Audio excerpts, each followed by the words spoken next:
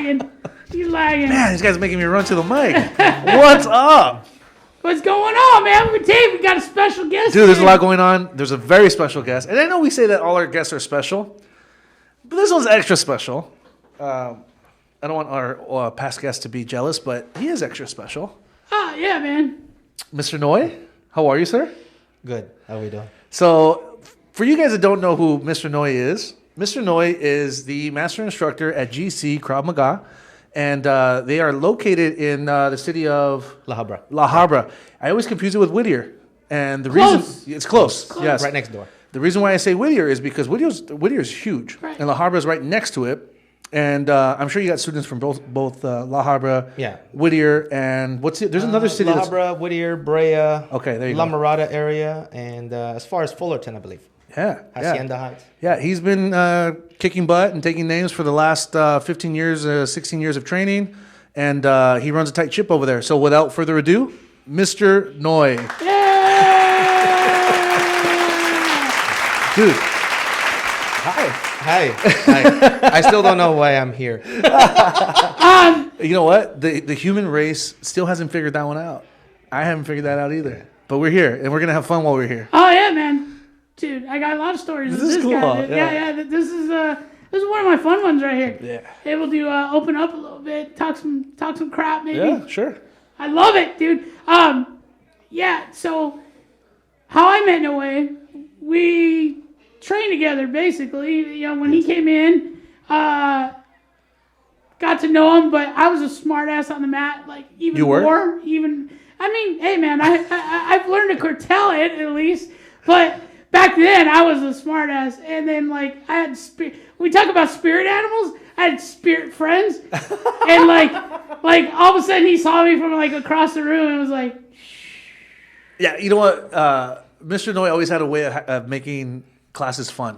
It was always like, all right, like so part of the battle is getting to a class, right? Like when you're going up in the ranks, part of the battle is getting into the class. But then like you get there and then you start seeing like these familiar faces and then you feel good because it's like, all right, this is like my place. But then there's like students that make it extra like special, right? Noi was one of them. Noi and Dong. Anytime those two were together, oh man. Shout out to Mr. Don. So everybody thinks, hey, Gary's got a dirty ass sense of humor, right? You do. I do. This guy's got one that's like one up on me, literally. Mr. Noi, no way, Literally. man. Come Okay. on. He's fooling you, but okay. Not anymore. But look at it goes me, no way, and it goes Dong. Like way up here. He comes off like he's like so. Like, Hey, listen. There's been times that I've told Gary, hey Gary, if you text me that stuff again, I'm gonna block you. There's stuff that you sent me. I'm like, hey, check this out. Or Dong. He tries to blame it on you, dude. So when are you guys gonna get Dong on the podcast? Oh yeah, no, we'll get up. Yeah, we're definitely making our rounds through all the We're instructors. trying to go like a hierarchy first, and then like Okay. we're gonna kind of go like everybody. Like we got owners, we got AJ, who and kind of we're kind of like moving our way down the chart because we still got to get like Rosario on here. We still got to get Absolutely. She's gonna be awesome. Yeah. There's a couple other people. I would watch like Rosario probably like twice, 3 times. Yeah. Yeah. It's a good one. She's fun. She's one of those people too who comes off like she's good, and there's times where you're like, yeah, she's so good. She has an awesome background. Like her story is so crazy. Like where she comes from and like She's like how Tarzan. it's nuts. Dude. There's a reason why her nickname was Rambo. Yeah. We'll save that. Yeah, You we'll guys sa- ask her that. Dude, she has stories of like her like literally just growing up in the jungles, dude, climbing trees. Climbing stuff trees like and picking out papayas and There's fruit and stuff, mangoes. There's an inside joke on Rosario that between like Bianca and I and some group of friends that she has at DRS that somewhere in a tree somewhere in Mexico like is Rosario's initials carved like right at the top of the tree, That's so like when she funny. was a child. That's so funny. Shout out to DRS, Develop Real Strength, located here in Huntington Beach. Shout out to Coach Rosario. Yeah, she's also one of our instructors and black belts here. Yes, we sir. love her. Dude, we're gonna dive into it, dude. There's all kinds of stuff. I think you're an interesting guy. When we start throwing off like who we want in and whatever, we kind of, like I said, we kind of had an order of where we wanted to go, and we wanted to have our vets in one. Okay. The truth is, we wanted to have the OGs. I mean, And that is the guys something. who originally, like, there's a core group of instructors that, like, we all kind of bonded here and there, I'm not as OG as you though. So. Hey, So I want us to, like, I know that we want to like get into like some real cool stories and stuff, which we will. But just for the people at home and for the people just maybe hearing this in their car or whatever, wherever they're at, like kind of like a little bit of your origin, right? Like, Okay. how did you get into martial arts? Okay. Okay, and then I'll do a follow-up question with that. All right. Let's see. How I got into martial arts or how I got into Krav? Martial arts and then Krav. Sure. All right. In the sense of martial arts, I would say I classify wrestling as martial arts. Absolutely. And so I wrestled in high school, and then I was in the military. And then when I was in the military, I deployed with 3rd Battalion, 4th Marines in Fallujah. So in the second battle for Fallujah, about 2004. So literally during the second battle for Fallujah, we landed the week that was happening.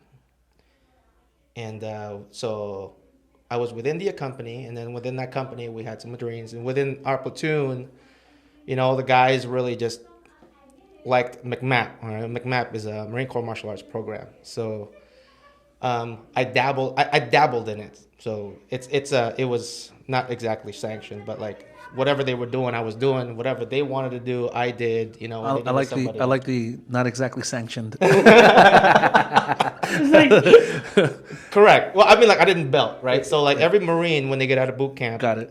gets a tan belt, which is like saying you got a yellow belt in Krav, right? So if we're talking about Krav in general, if you were to do Krav, so this is the philosophy of like, obviously the instructor we came from. The philosophy is that, hey, listen, if you were to do Krav, right, for the bare minimum period of time that you're going to do it, and you need to get out, you want the student, right, the Krav Maga student to be proficient in forward, side, and back self-defense. So pretty much that's the kind of basic premise of a basic practitioner of Krav Maga, right? So get out of a situation in a plus sign. So when I got out of my unit, I was back into the air wing. It's called Naval Air Station in Lemoore. So it was in Central California. And I really liked martial arts. It was, from when I used to wrestle in high school, I was missing something. So I said, like, well, whatever. Where's Lemoore? Lemoore is in Central California, 45 minutes from Fresno. Oh, so from here, you have to drive north 4 hours. So it's not a very happening place? No, it's farms. Okay. So there's a city right next to Lemoore called Hanford. Okay. And everybody knows about Hanford water if you go over there. So like, It's not literally, like- if you turn the water spigot on, it smells like fart. You're kidding. Because of all the sulfur that's inside the water. Yeah. So you've probably heard that before, Yeah. right? So you turn the water on, you put it in a basin, and you let it sit for like 20, 30 minutes, and it creates a slimy film that comes off as brown because it's sulfur. This is okay to drink? Maybe. According to the government? According to the government, I guess, right? Yeah, when you get out of the shower, you feel slimy. Like, it was weird, super weird. so how that comes about, he's saying it's like in the farmlands, right? The water that's getting processed through there is recycled water that has a lot of sulfur in it because they're feeding animals and doing it, and they got to make the water last out there so they don't go into droughts and stuff like that. And that's how they do it. Got it. Yeah. I don't know if it's good for you, but that's my water knowledge that I know a little bit of. Like, yeah, it's... Right on.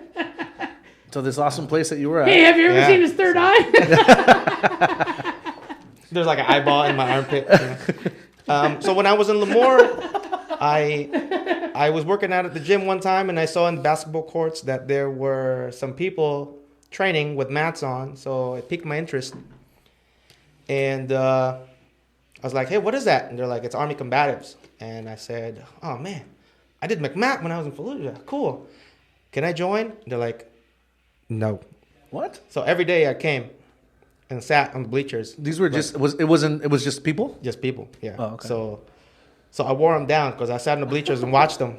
And then next thing you know, I was doing Army combatives. But I mean, like, I didn't get a cert, but whatever. Yeah. It doesn't matter. You know, I got to train. You got to do it, yeah. I got to train. So when I got out, the military, I want to say it was about 2007. And I was looking for my next best thing. And I was working at first, and then maybe a couple of years later, I discovered, I met one of the instructors, and it was at a 24-hour fitness. So this person extended an invitation for me to come train, and I'm a dummy because I said, yeah, sure, I would love to, and then like I didn't go. And then a year later, I ran into him again, and then I said, oh, hey, how's the gym doing? He's like, gym's doing great. You should come down. I'm like, you know what? I said yes last time, and I didn't go. So today I'll go. So I went. Like today? Like you went that day? Yeah, I went that day. Yeah. Cool. Because I said you know, this is a bad habit, right? Yeah. But when people are like making plans, like, hey, we should hang out, and you say yes, but you don't make the plan. And you don't schedule it? It's ingenuine, right? As in like you feign interest. Yeah. So to me, it's like I need to make that change. So when I made that change, I went that same day, and I met Allison. Oh, yeah. And so I was like, this is pretty dope. Sign me up. She's like, are you sure? I'm like, yes, done. Nice. Very cool. I love that story. And that's when you started Krav. Yes, sir. So 2006, 7? No. I'm going to say 10 or 11. Oh, okay. Yeah, 2010, 2011. Right on. Very cool. I'm not that OG, like I said, you know. This guy's got a lot more time than me. That is still pretty OG, though.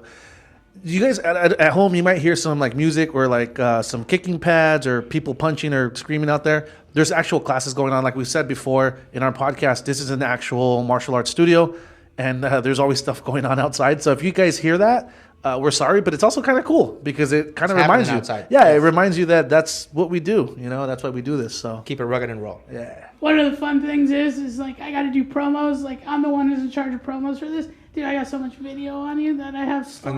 Yeah, dude. So I'm gonna have fun with this one. There's a particularly good picture that I'd like for you to maybe send me while I'm editing this. Maybe I'll include it. It's like a little train. You guys like all sitting. Oh yeah, that was a tradition. That's what I'm saying. I got quite a few of those. Yes. Yeah. It was called the Baldies. Yeah. And then like we have like honorary, you know, non-balding people like Dave Cook. Funny. That is so funny. Dave, dude, I just talked to Dave. We gotta get him on too. He is so bored. He doesn't do anything but go to work, and now he has a baby. So it's like I would watch that baby, twice too. Work, baby, 3 work, times. baby. You know what I'm saying? Yeah. It was his birthday. Yeah, yesterday. Was it really? Yeah, Happy yesterday. birthday, Dave Happy Cook. birthday, Dave. Yeah, Cook. Related. yesterday. Dude, I got so many backstories, dude. I've gotten drunk with this guy after class. I've gotten, you name it. We've been in Tough Mudders. He's helped me through a Tough Mudder, dude. Tough 13 miles of hell. 13 miles of hell, dude, that I endured. Is it that bad? Huh? Is it that bad, the Tough Mudder? Well, now that we look at it, it's not like it was survivable, right? But it's a great experience. Should you push it, right? So there's some people that go to Tough Mudder and actually like treat it like a day walk. Got it. Like, oh, there's an obstacle right here, and then they they start do at the nothing. first wave, and then they'll end at the last wave, Got it. right? But like we pushed hard. I pushed hard. We're like he helped me through. He cruised it. He helped me through. Dude, But you know, how many of us was there? There was like 9, 10 of us when we went. Yeah. Because Allison put the team together, and then at the very end, because it was me, you, and Scahill, right? Oh my goodness, I remember him. The team waited for. He's back in town, I think. Is he really? Yeah, he's back in, I haven't seen him in Southern California. Yeah, I haven't seen believe him in a he while. was in Nevada for a while, but Okay. he's back. Yeah, I reached out to him a little bit. He's always shooting.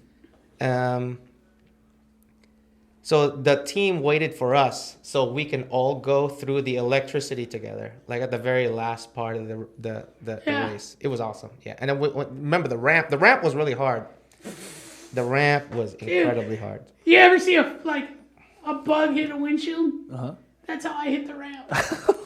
What is it? For the people at home, what's the ramp? It's a ramp it looks bigger than what it is. It's probably 12 feet, maybe. So in today's modern analogy would be like American Ninja Warrior doing that ramp, Okay. but not as steep of a slope, but further forward. It's like you lay it down. You lay the ramp down, and it's incredibly slippery. So you have to like build a ladder. Like ants, and then Dude, that's how I knew these guys were my friends, dude. Wait, so hold on. They're holding on to me like this. I'm hanging on the wall. They're like, Do you have video of that?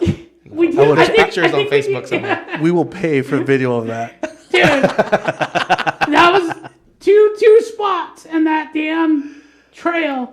Was that wall and that freaking last one that So did you do it? Did you get I made it up, dude. I made it up. These guys like we all made it. We all made it. They were. I was like, I'm gonna go around and I'll pay the penalty. Yeah. And he was wait, like, not a single penalty? one of us. I don't. Yeah. So there's two ways to go through the obstacle. You either walk around it and you pay.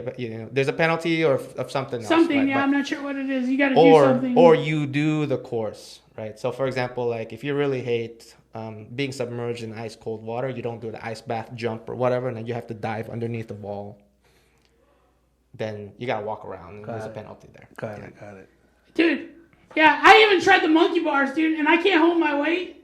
I was like, poof. It was like 30 degrees, dude. There was water underneath you? Yeah. So you had to swim out?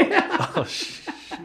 But what year was that? That was like Dude, that was like 2010, maybe. 2010 ago. Yeah. Yeah. Yeah. So he was saying they were waiting for us, right? How long did it take you to go up that ramp? Dude, they were getting pissed. Yeah. Dave was getting pissed off. We he was being friendly pissed. He was getting friendly pissed. Yeah. He doesn't get like mad at you as a friend. Yeah. He gets like Because friendly pissed. he gets to poke fun at you Yeah, later. yeah. But these guys are like, and Bobby Long was like, All right, dude, let's call it. help him up. Gary, grab his hand. Gary, fucking put your leg over. Put your fucking leg over. And I'm like, I think we made sure that everybody was up, and then the last two people was Bobby. The last person was Bobby Long and what was his name? Redhead. Brian. Yeah. Brian. Crazy military dude. Yeah, Marine Corps. Yeah, crazy military dude. He did a private test once, and just like to so he can go through it. People do battle cries. I mean, when you're like really tired, you want to power up kind of thing, so you get adrenalized. But with a battle cry, he was totally Marine Corps. He was like yelling, "Yeah!" Dude, that guy was crazy right there. So last one, right? Last obstacle. Wires dangling, electric shock wires in water, and you have to run through it, right? Wait, hold on a second. What did you do? Wait, hold on. How is this even legal? And you Sign a waiver. you sign a waiver, dude. You literally sign a waiver. You could die on this course, like. And Dude, could you imagine the insurance? Like, you own a business. Could you imagine the insurance on that? dude, Sign a waiver. sign a waiver, right? Sign a waiver. Dude, so and it doesn't help that you're like, oh, that's bullshit. This is all Because I mean, fun. like, how are small businesses pivoting right now, right? Like, make a COVID waiver. Sign the waiver. Oh, yeah, that's right. We did one too. Right? So you sign that waiver, but you think it's like, I'm not going to die on this course. Dude, you see people getting picked up in little ambulance carts and make way, and people really getting hurt, dude, just because they're not prepared. Ruben had to get lifeguarded. Out of a, yeah. That 20-foot jump, we all were doing a 20-foot jump, and he jumped right before me. I was like, man, I'm building up to this. Oh, And so then, 24 foot. and then Ruben, he's also a Marine, right? But- Ruben Padilla? Yeah. Dude, So- why does Ruben Padilla keep on coming up on this podcast? I know. Dude, I'm telling a you, sign. we Yeah, got to get reach him in out to him. Yeah, for sure. This is like the third time somebody like He's just bring him also up. Fallujah veteran. He's legit. He's. I love that guy. He went to the high school I went to, and we didn't know that till after we were in Krav. Mm-hmm. And like, oh, what high school did you go to? Oh, Santa Fe High. What? You went to Santa Fe? I went to Santa Fe High. Wait, and then we were just like, and then we know like the same people. Yeah. It's nuts. Yeah, he just like I was like building up to it, and then all I see is just him in my periphery just jump. Oh, But then again, like lifeguard had to swim at him and pick him up. because he got sucked under like a vortex, Yeah. dude, and he couldn't get back Was up. it muddy water? Yeah. Or was it? Muddy. Oh, that's not fun. No, it wasn't Dude. fun. As soon as you hit, too, So, you like, drop like a sack of potatoes You all the way to the bottom. literally want to be the first wave to go in Yeah. because the water is still kind of like Yeah. water. Like once one wave has gone through, everything just gets muddier and muddier. Or piss or whatever else everybody else. is Oh, that's bringing. nasty, man. Come on. I thought about it later. I was Hey, like, wait. They can't do those now then. You can. they're still doing them. Waiver? Out of state, do it in the state that would let you. They do it in like California, man. They There you still go. do Yeah, it. Temecula, right? Yeah, Temecula. Oh, that's crazy. Yeah, you can go out to the boonies. Yeah. We did it, dude. It was fucking winter. That's right. I didn't think That's it was. right. I didn't think it was. I was like We were steaming when we were like. waiting to Yeah. get in at 6 a.m, dude. Yeah, I Steam remember coming that. off of our head. Oh, really? So it was freezing. And the first thing you hit is water. This doesn't sound like fun, guys. It was. You know what? Well, it was an the experience. hardship. Well, I mean, like to Krav's analogy, right? Like the hardship really is what builds. Got it. Right. And the teamwork. That's what you're going there for. And the teamwork and the Got it, you're got it. building up something. But so the last one, here's the last one. We all made it. Yeah. We're all pumped up. Yeah. Everybody's smiling. Go! We go! And everybody's getting zap. And dude, I don't run. I'm just like. So you're running through this in Yeah. water? Yeah, you're trying to get through it as fast as you can. And then all of a sudden I How can't. high is the water? Probably about that high. Okay. Yeah. But enough to. Okay. Well, you're feel wet it. and there's electricity. Yeah, and you just got out of the river. We were just in a river, Got dude. it. So you're soaking wet. And these guys all make it through. Me, Noe, and Scahill were the last ones. Yeah. Scahill's trying to videotape, There's so he's not yeah. paying attention. Yeah. And I trip over his foot. The video was awesome because it caught the whole thing, and then all you hear is you hear the camera, you see the camera kind of go boom, boom, boom, boom, and then you hear Gail go oh. And then you hear me like a wounded Yeah. lady, dude. Yeah. And dude, I was so tired. I started cramping up. Yep. So I couldn't I get remember. out of there, dude. I'm like crawling out of there like I'm a friggin' like I just been shot, dude. It was like he had to come back in and literally pull me out. It sounds like you were the one that Hey, I got shocked for you. You were creating all these issues, man. I was, dude. I was the You were that guy. I was the guy. Dude. Yeah. And hey, believe me, at the end I was like, I'm never doing another fucking one of these again, man. That was the combat medic in me. I was like, I gotta get Gary out of there. And I went in there. And I You got made the zapped a couple sacrifice. times, Yep. It was fun though. It was it was fun. Absolutely fun. I would do it again with Gary. Like I guess I would do it if it was the right people. Like Yes. if I knew like I could count on somebody like that. like Ruben Padilla, he went with us. We didn't see him half the time, dude, because he knew so many people there. You know what he would do? He'd sprint, go like come back. 5 different things, and then come back and do it again with us. And That's be what my like, dogs do when I take them for a walk. Like, so if I walk a mile, they walk like 10, right? Because they like go, come back, go, come back, go, come back. That was That's- him. He was just kept going. takes a and we're lot, like, dude. where's Ruben? We're all trying to stick together. That guy's a warrior. And then, dude, out of the bush. He's a ball. He's little. Like, what? No, he's stocky. He's just like a ball of muscle. Yeah. He's all muscle. He was like, I don't need water. We all had like little water backpacks on and stuff. He's like, I don't nope. need water. Yeah. I don't need nothing. See you guys later. Where'd he go? Yeah, he was just back and forth. It was like just kind of appears and then disappears. Kind of like remember Mr. Deeds? You know, what's his Yeah, job? exactly. Like, Yeah, all of a sudden out of nowhere he'd come out of the like, are bushes. you guys gonna do the ice bath? Let's do it together. Yeah, And then just I just disappear. went. I just went through that. Let's do it again. It was so- That's funny. I was on tears almost in the ice bath, dude. Because you got to go underneath, like, you know, the icy water. It's Yeah. terrible. So Your eyes are closed because, you know, it's muddy and murky. So, I mean, like, I don't know. I don't want to go in there with my eyes open, you know, because you can't see anything So anyway. literally, it's ice that's just like this. Literally, they took something, went to the liquor store and just put ice Yep. in there. You slide down it, go under this wall, come up, and have to climb out the ice. Yep. Dude, in the water isn't that bad. Once you get in the water, it's coming out of the water, dude. Your body's like almost in shock. In shock. Dude. Yeah. And it feels like pins and needles. And, you know, you got to find the wall. You got to find the bottom of the wall. You got to, like, feel underneath. and go underneath. You got to go under the Oh, wall. you have to find it. Yeah, so the ice, water, and then there's, like, the bottom of the wall. And just go, like, out. Yeah. It's pretty nuts. Hey, so Fun times. changing gears a little bit, because I'm sure these stories are going to pop up throughout this whole Oh, thing. yeah, And every yeah, time we yeah. ask you a question, there's going to be Yes, sir. stories popping up. Yes, sir. So I'm going to like kind of reel us back in. So, opening your studio. Can you tell us a little bit about that? What year you opened it, and then we'll take it from there.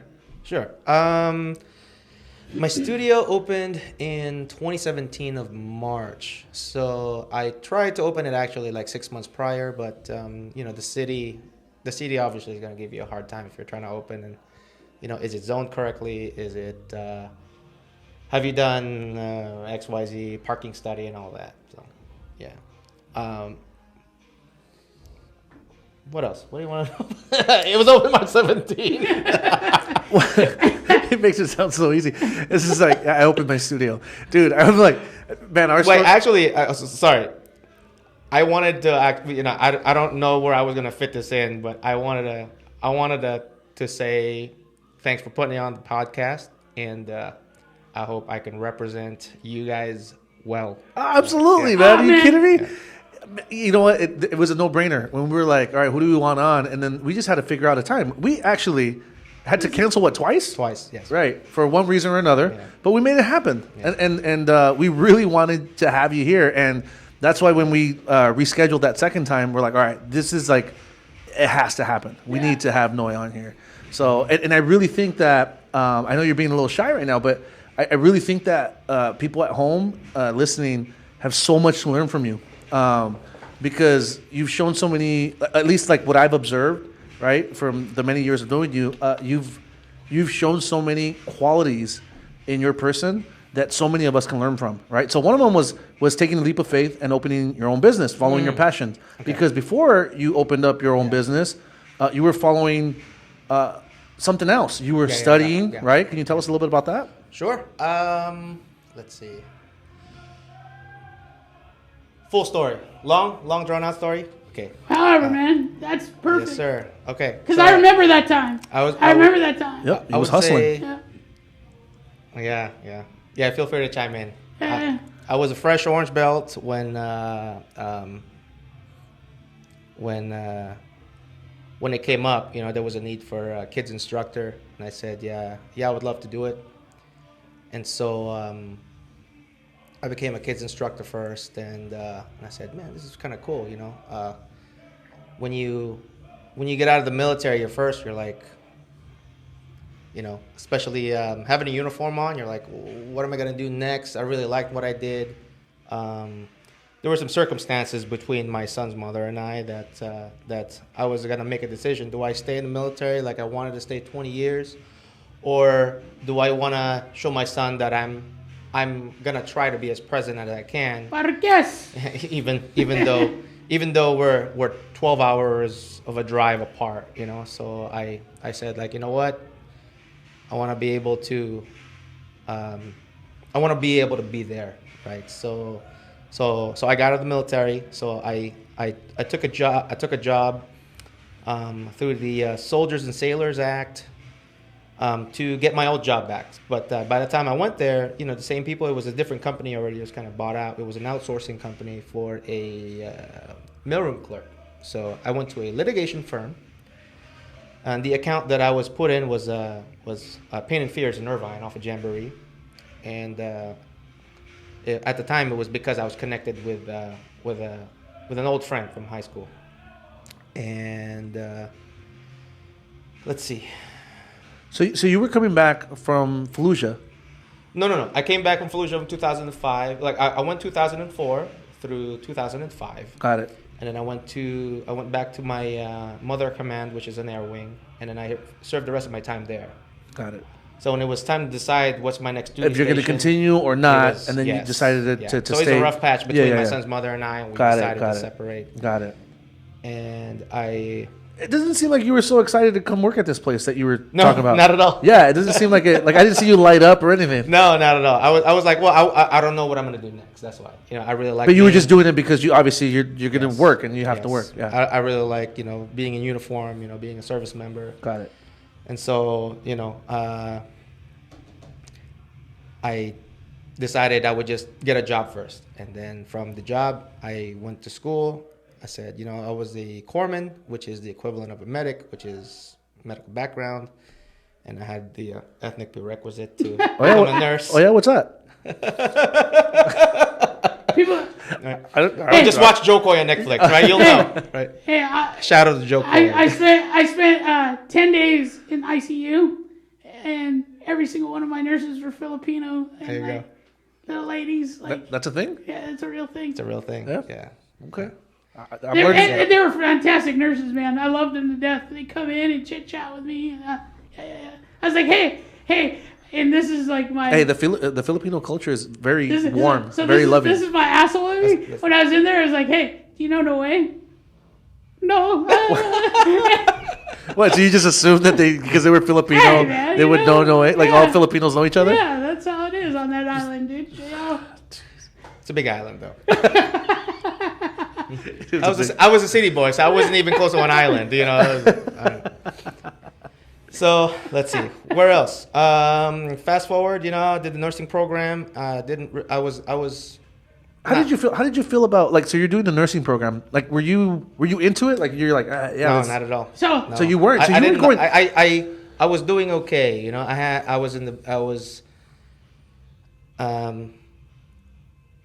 my third semester, on the last day of clinical. You had done a lot. And I had a bad interaction with my clinical instructor. And by that time, I was already an instructor. I said, you know, I'm 1 foot in, 1 foot out into nursing, with the vision that I'm gonna scale becoming a business owner by doing nursing while working on my business. Got it. So I'm already 1 foot in, 1 foot out. So in the nursing program, you were just pretty much going through the motions. Yeah. So, well, yes. I mean, you were doing what you were supposed to do, but it wasn't something that you were like gun ho about. Like, no, not at you're all. like, okay, I'm checking off these boxes because this is what I need to do to get into this. So I said, like, you know what? I'm 1 foot in, 1 foot out. I'm just gonna 2 feet in on one side. I went in and I said, you know what? I'm just gonna be, I'm gonna work on my business, you know. And so, I believe by that time I was a green belt, and I told my instructor that I wanted to start a school, and said it's gonna be a lot of hard work, and I said, you got it, you know, whatever that means, whatever that sounds like. So I remember those times. He's you know, it's probably rough for him. That's probably why he's being a little bit rough. But that's when I really became close to him, is when he was going through all that stuff, and he was going to nursing school, and you can just absolutely tell when he did not want to be at nursing school. Yeah. He was struggling with it, and it had nothing to do with it. He didn't know what to do. Had everything to do with exactly what you said. Yeah. 2 feet, you know, both of them were in directions were going like this, you know. Well, the mat kept calling me back, so. Yeah. And you Tried can to see get out, it. and they pulled me back You in. can see it. He was fighting it, though. I remember this, like, it was yesterday. He was fighting it. I remember conversations we had just after, you know, classes and stuff like that. And he was fighting it, dude. Where I was a few years ago when I came with you here, how I'm fighting it at work. Like, he was fighting it then. Yeah. He found that much sooner, and he made a good decision, man. He made a great decision because he's a great instructor. But you know what? It takes great for the community. It takes some pants to make that decision and make that change. Well, you know I think for you, I think it was more guts. self-sabotage than making that decision. Probably, yeah. I think because he was like at a time where he was angry. I mean, to piss him off. Yeah. To piss him off, it takes a lot. And I remember there's times where he was getting pissed. And well, I'm also, you know, I was also in a dark place, right? Yeah. So, like, you know, I think, like, Fallujah veteran getting out in 2007, I mean, you had 2 years to kind of boil that out, and then you don't know what you're going to do. So, you know, there's certain parts of, you know, the darkness that don't just go away, right? So, like, you know, you really have to figure out, like, who do you want to be after the military, and at the same time, like, you have to fight your demons. You have to fight those shadows. You know, I was at a part of my life where I didn't even want to go to the VA. Like, I didn't see the VA until maybe 4 or 5 years after I got out. And then when I went to the VA, it was because I had a dizzy spell. I got lightheaded at the gym while working out. And so I said, oh, man, I don't have health insurance. So I went to the VA. And then the VA was like, we haven't even seen you. So all these red flags come up. So now I had to do this test, and I had to do this test, and I had to do this appointment, and I had to That's a good thing, right? get my disability rating. Right. Yes, it's necessary for veterans, but the problem there is that veterans don't want to do that because they think they're going to be part of a system. You see that head? It's really thick and hard. Yeah. And the thing is that nobody followed up with you to find you to say, hey, dude, you haven't been here. They probably was. But you know, lots of got it, veterans ignore it. So if we're talking about like, you know, Iraq OIF veterans and Afghanistan veterans, right? So they don't really want the help, but they do complain about not getting help. Got it. Right? So it's like you're like you got to make up your mind, right? So I wasn't aware of that part of my life yet. So I was like, you know, I really should have just gotten my act together. So I'm sure that there's people at home right now, like really like wanting to ask this question because I'm asking it in my head. Like, what was your job in Fallujah? I was a Navy corpsman, so I was a combat medic. Okay. Yeah. So you were in the thick of stuff. Yeah, well, Fallujah is kind of like, okay, so some of my because I don't know a lot, but I know what Fallujah is, and so like if you were there, I mean, you saw some stuff. Some of my service members would probably describe it as, you know, you guys remember when 300 was famous? That was around the time when that was happening. So the bottleneck in the movie 300 was kind of like Fallujah. To get to Baghdad, you had to go to Fallujah. Yeah. Yeah, because I'm saying I don't know a lot, and I know that Fallujah is something that sticks out to me as a place that was very dangerous, as a place that a lot of stuff happened. Yeah, it's like you know, kind of like swing state to elections, right? So like over there, like to win certain, you know, there's a religious war between like Sunnis and Shiites at the time, right? So that's one of those places where it's like half of them are Sunni and half of them are Shiite. It was hot. Don't really know who to trust depending on your translator. If you have like the translator's accent leans towards a Sunni Muslim or a Shiite Muslim, and you're talking to the opposite, then they're not going to help you. They're like, you know, so. So, but during that time, dude, he was going through a lot. He's acting like, oh, it's just nursing school and this and that. He was going through a lot. He was fighting his own demons. It was really dark, yes. Yes, I got really dark. I guess what I was trying to figure out were those demons, like when we talk about our demon, when we talk about this stuff, right. Was it from you being out there in Fallujah, or was it from coming back home and then having a disconnect? Right? So I would say it's everything. Okay. You know, I was going through my separation with my son's mother, right? Which is in itself is enough for a lot. Yeah. Right. Yeah. A lot of people. You know, I had my bouts of post-traumatic stress, plus didn't know what I was gonna do, right? So you're a lost puppy. You're a lost puppy. That's a lot of things. And yet you're in your, what was that? 2009. So I was probably about 29 years old. You know, so I was still not. I was not that young anymore, but in my head I was still kind of. But though, when I talked to him back then, I'd be like, "Hey, man, you know, you're not that old, dude. You're not that old." Because he was already thinking like it's past his time. Right. I was like, no, 29. But you know, like you remember when you're 29, right? You see like some of your high school friends, right? Because everybody was like 18, right? At 28, that's your 10-year reunion. Oh yeah. So you're seeing everybody get on with their life, right? So that you get out of the service at 2007.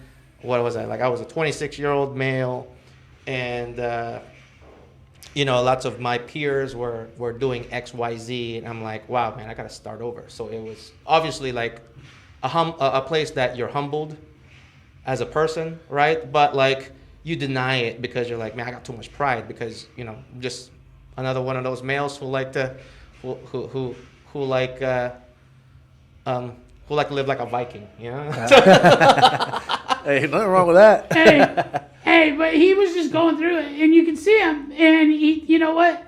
But he found he found people that were like, you know, because I remember, man, we all just kind of got together, and it just became friends, clicked really quick, and yeah, man, it just was different. He was the Yelp king. That's the other how I knew him.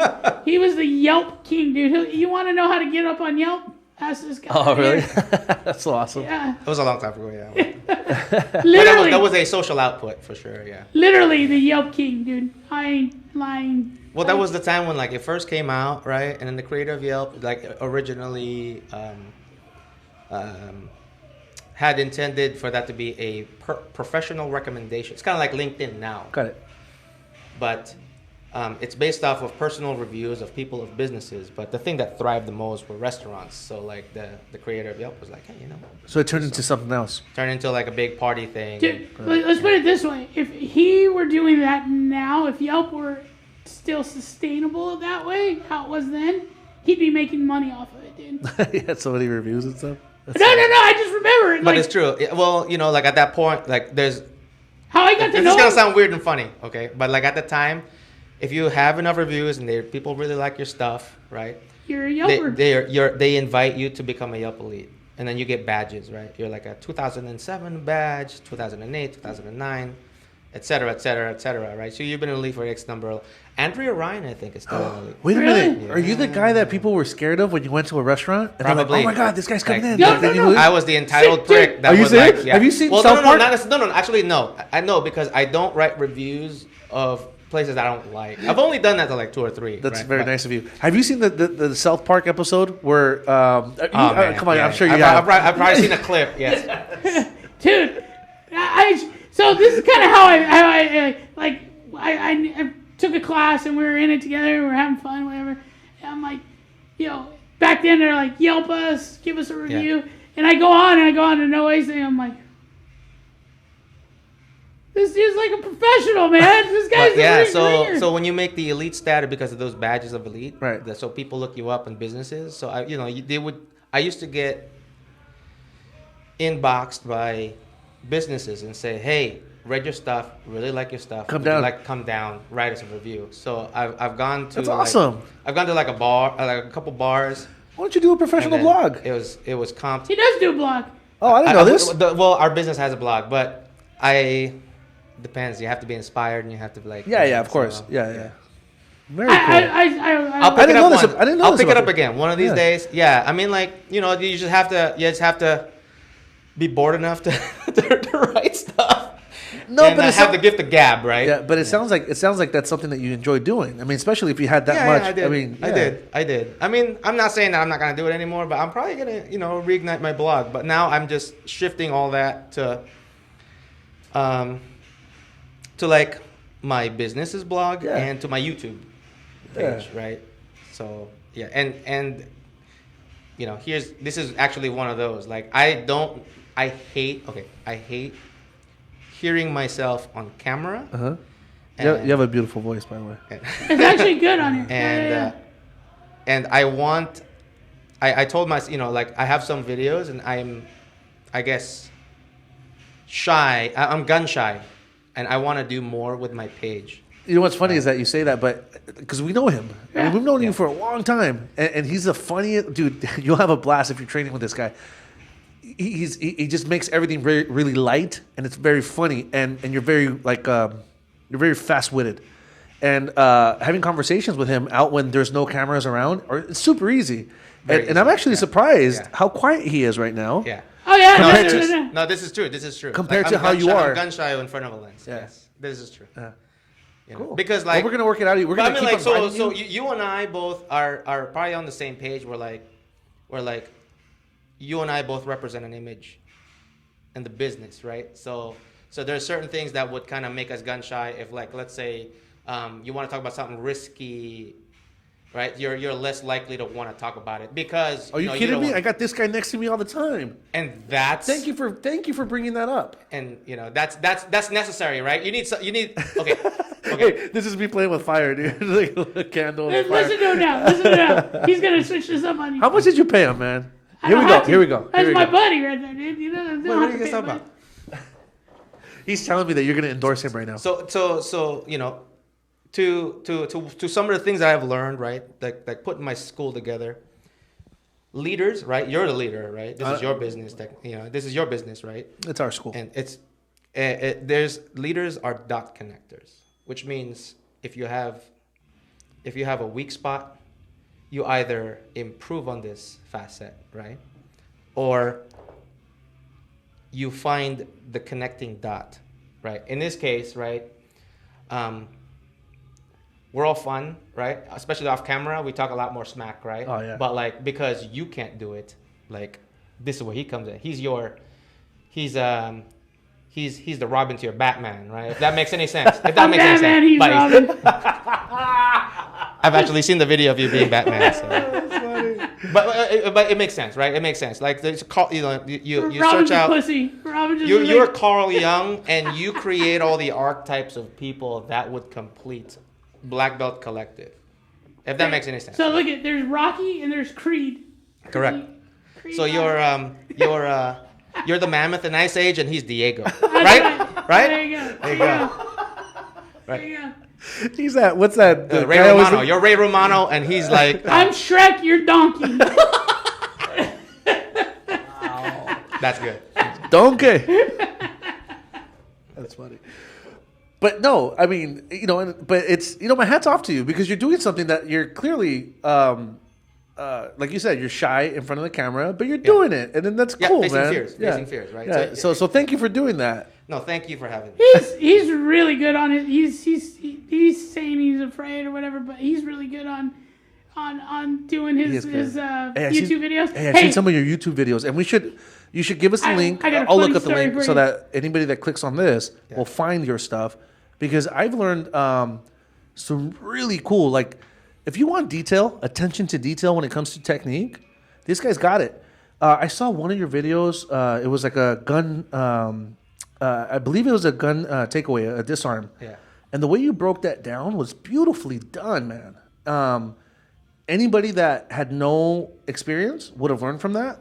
Mm. And then anybody that had experience or has experience would have learned there's certain details that you add in there that definitely separates you from just an instructor and a highly capable and advanced instructor. And I really enjoyed that video. I'm gonna put something on. I'm gonna give a shout out to a person who's helped me out. Yeah. Shout out to GN from Funker Tactical. So, funny story. GN from Funker Tactical said that I'm gonna be in California filming, and would love to link up with any martial artist who is interested. And I'm like, oh man, I love Funker Tactical. I idolize this model, right? Because like it's so stylistic. So for people at home that don't know what that is, just give a real. So his name is GN, the creator of Funker Tactical. So Funker Tactical is a YouTube page. I don't know how people don't know this. Okay, if you're into martial arts, you probably watched Funker Tactical at some point, and you don't even know that you did. You probably don't even know that you did. Yeah, but anyway, so.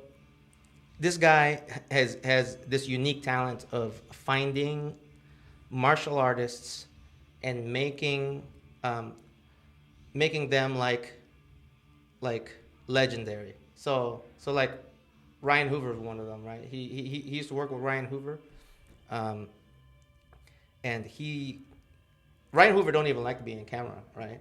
To my understanding, like I don't know Ryan Hoover that well, but I don't know Ryan Hoover. Okay. I idolize him, but I freaking love Ryan Hoover, and I freaking love. That was funny. That was. I love them both. I love them both. But GN, I actually got to meet in person. I would love to meet Ryan Hoover. Okay, Ryan Hoover, shout out. Would love to meet you. We'll set up a date. Ryan Hoover. I'm gonna get shy, even more shy. But anyway, so GN, right? So GN is in California. So I was like, man, I was looking at this inbox. I'm like, man. I really want to meet this guy. He's in California. He's from Canada, right? I'm going to internet stalk him. So I messaged him like, I want to meet you. And he's like, cool, I'm going to be at the Machida Academy. He wasn't scared? He wasn't scared that you're like... I was surprised that he wasn't scared. Okay. Dude, he's a professional yelper, dude. I'm like... Yeah, they looked him up like, oh, this guy's... Son of a... Yeah. So he said, I'm going to be at the Machida Academy. Like, Leota Machida. Yeah. I'm like, man, Torrance. All right, cool. I looked it up on my phone. I'm like, all right, cool, like 30, 45 minutes.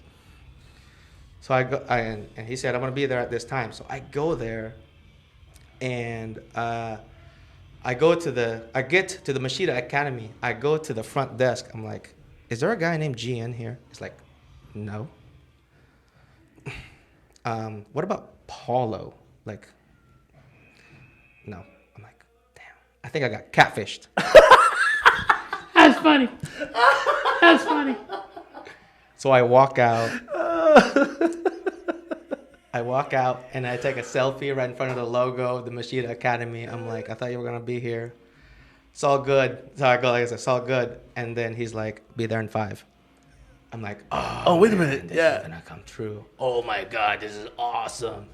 Man, totally fanboying, right? And so I sit around and I'm waiting and I see this guy, right? I'm like, whoa, dude, that is so awesome. I'm gonna get to meet this guy. So I meet him and then he's like, yo, I gotta work for a little bit. I'm like, yeah. So I waited like a puppy outside the door. You know what's really cool? That he told you to be there at a certain time, but he knew he had something to do at that time, and he was just going to make you wait till he was done. Yeah, I waited like a puppy. I'm like, He's like, oh, So, see, I'm okay. That's a flex, Yeah, dude. yeah, yeah. it doesn't take much, right? If you're a martial artist, like fanatic, right? He walks through the door. Oh shit, you're still If you get the opportunity to be a fly in the door, right? For example, yeah, if Bruce for Lee sure. was still alive and then you guys dude, are get the you kidding me? opportunity, right? Exactly, right? Yeah. So It's a no-brainer. or Chuck Norris, right? Chuck Yeah. Norris or something like that. Like, hey, Chuck Norris is gonna be here, like in like Huntington Beach, you know? Yeah, Let's go. I want to go, right? So that's what happened. So I'm like, I got an opportunity, right, to go meet this guy. So I went. I'm waiting, and then I meet this guy. His name is Rob, right? He does Bikini Tertia, and GN does Filipino martial arts. Which kind? All of them, right? So if you watch his stuff or you follow his stuff, he does all Filipino martial arts, right? To him, it's like he would probably be the hybridized, fluid version of all Filipino martial arts. Ah, that's kind of cool. So wait a minute. I thought you just knew that when you were born. Oh, you're not born with it? I thought that was just a trait. It just comes out sometimes, Yeah. you know? Like I'll be like, Wow.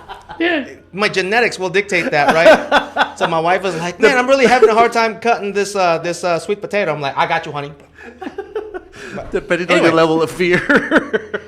So this guy Rob and I are hanging out outside the Machida Academy, and then all of a sudden he comes out and he's like, why are you guys outside?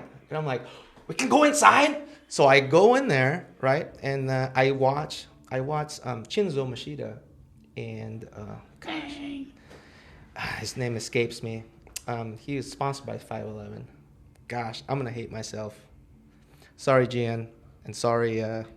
Tim Kennedy, maybe? No. Because he's sponsored by 511. He's the guy from New Zealand. He's also he's created Tricom. He's also a Prakiti Tertia practitioner. It'll come to me. But anyway, so I got to watch these two guys, right, interweave karate and Kali, and they both did their thing. And I'm sitting there and I'm just like, this is happening. I get to watch something live. Dude, like, people would pay for this stuff.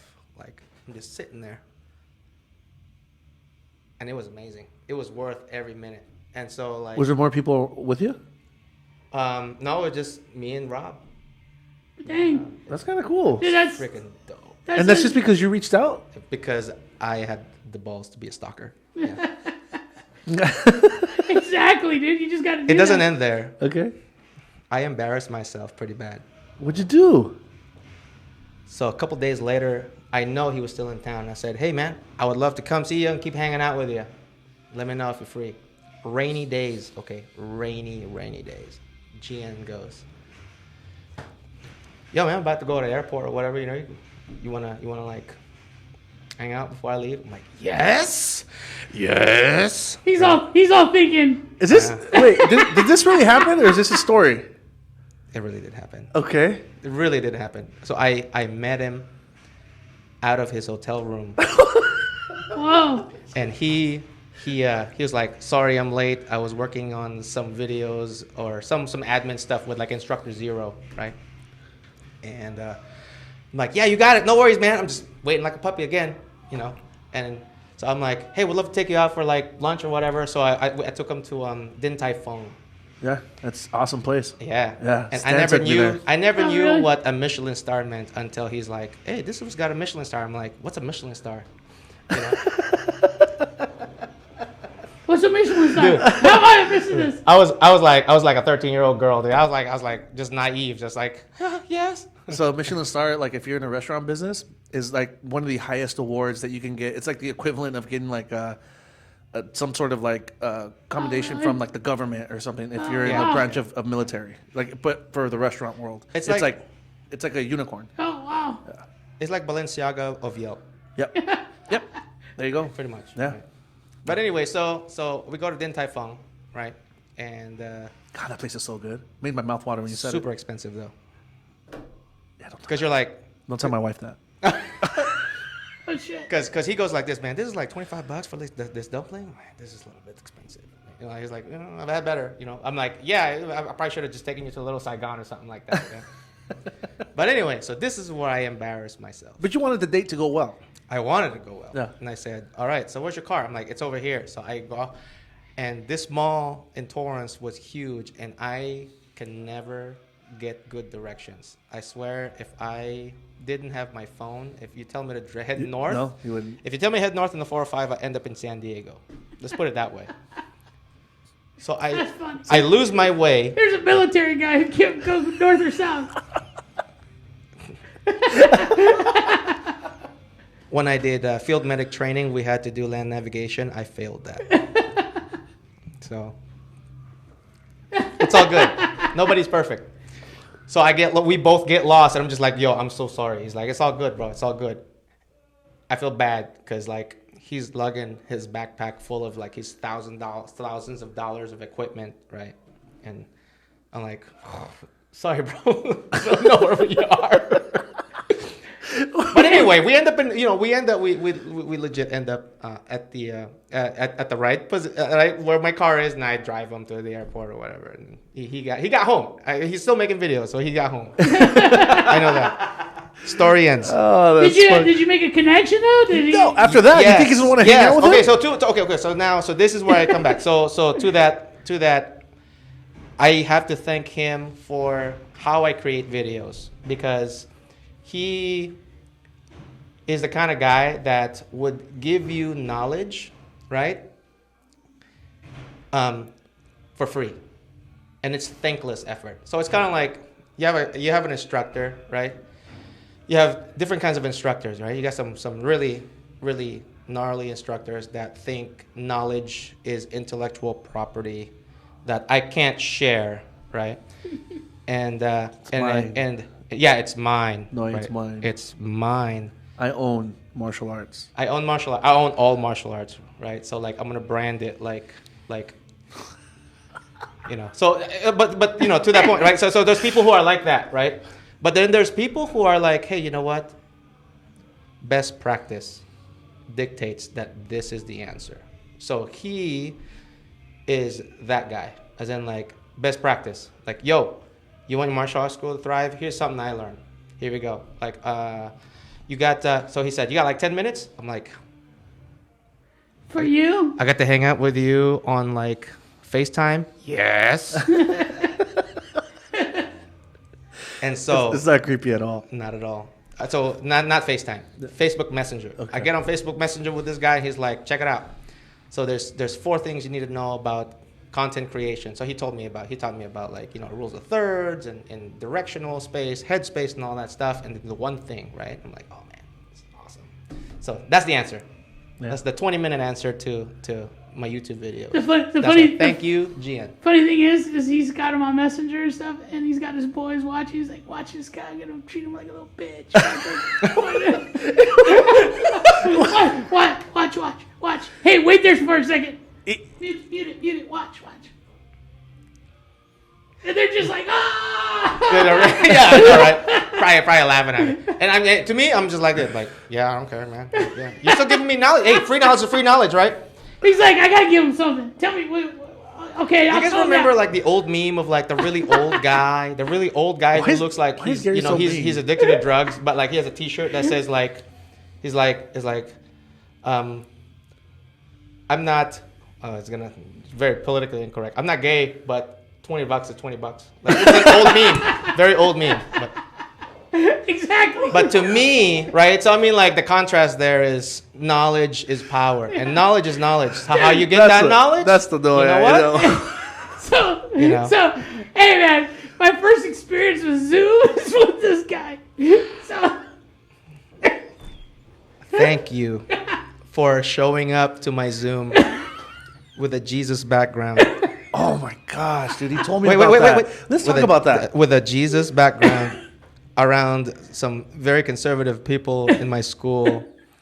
And when he well, in fairness to Gary, I Zoomed him and Jocko, and we had a Zoom not too long ago. It was just started with COVID. But it was a professional. It was a professional setting. But he said, hey, where's the link at? And so I said, here you go. So I think he thought that it was just we were just regular. the boys. Yeah.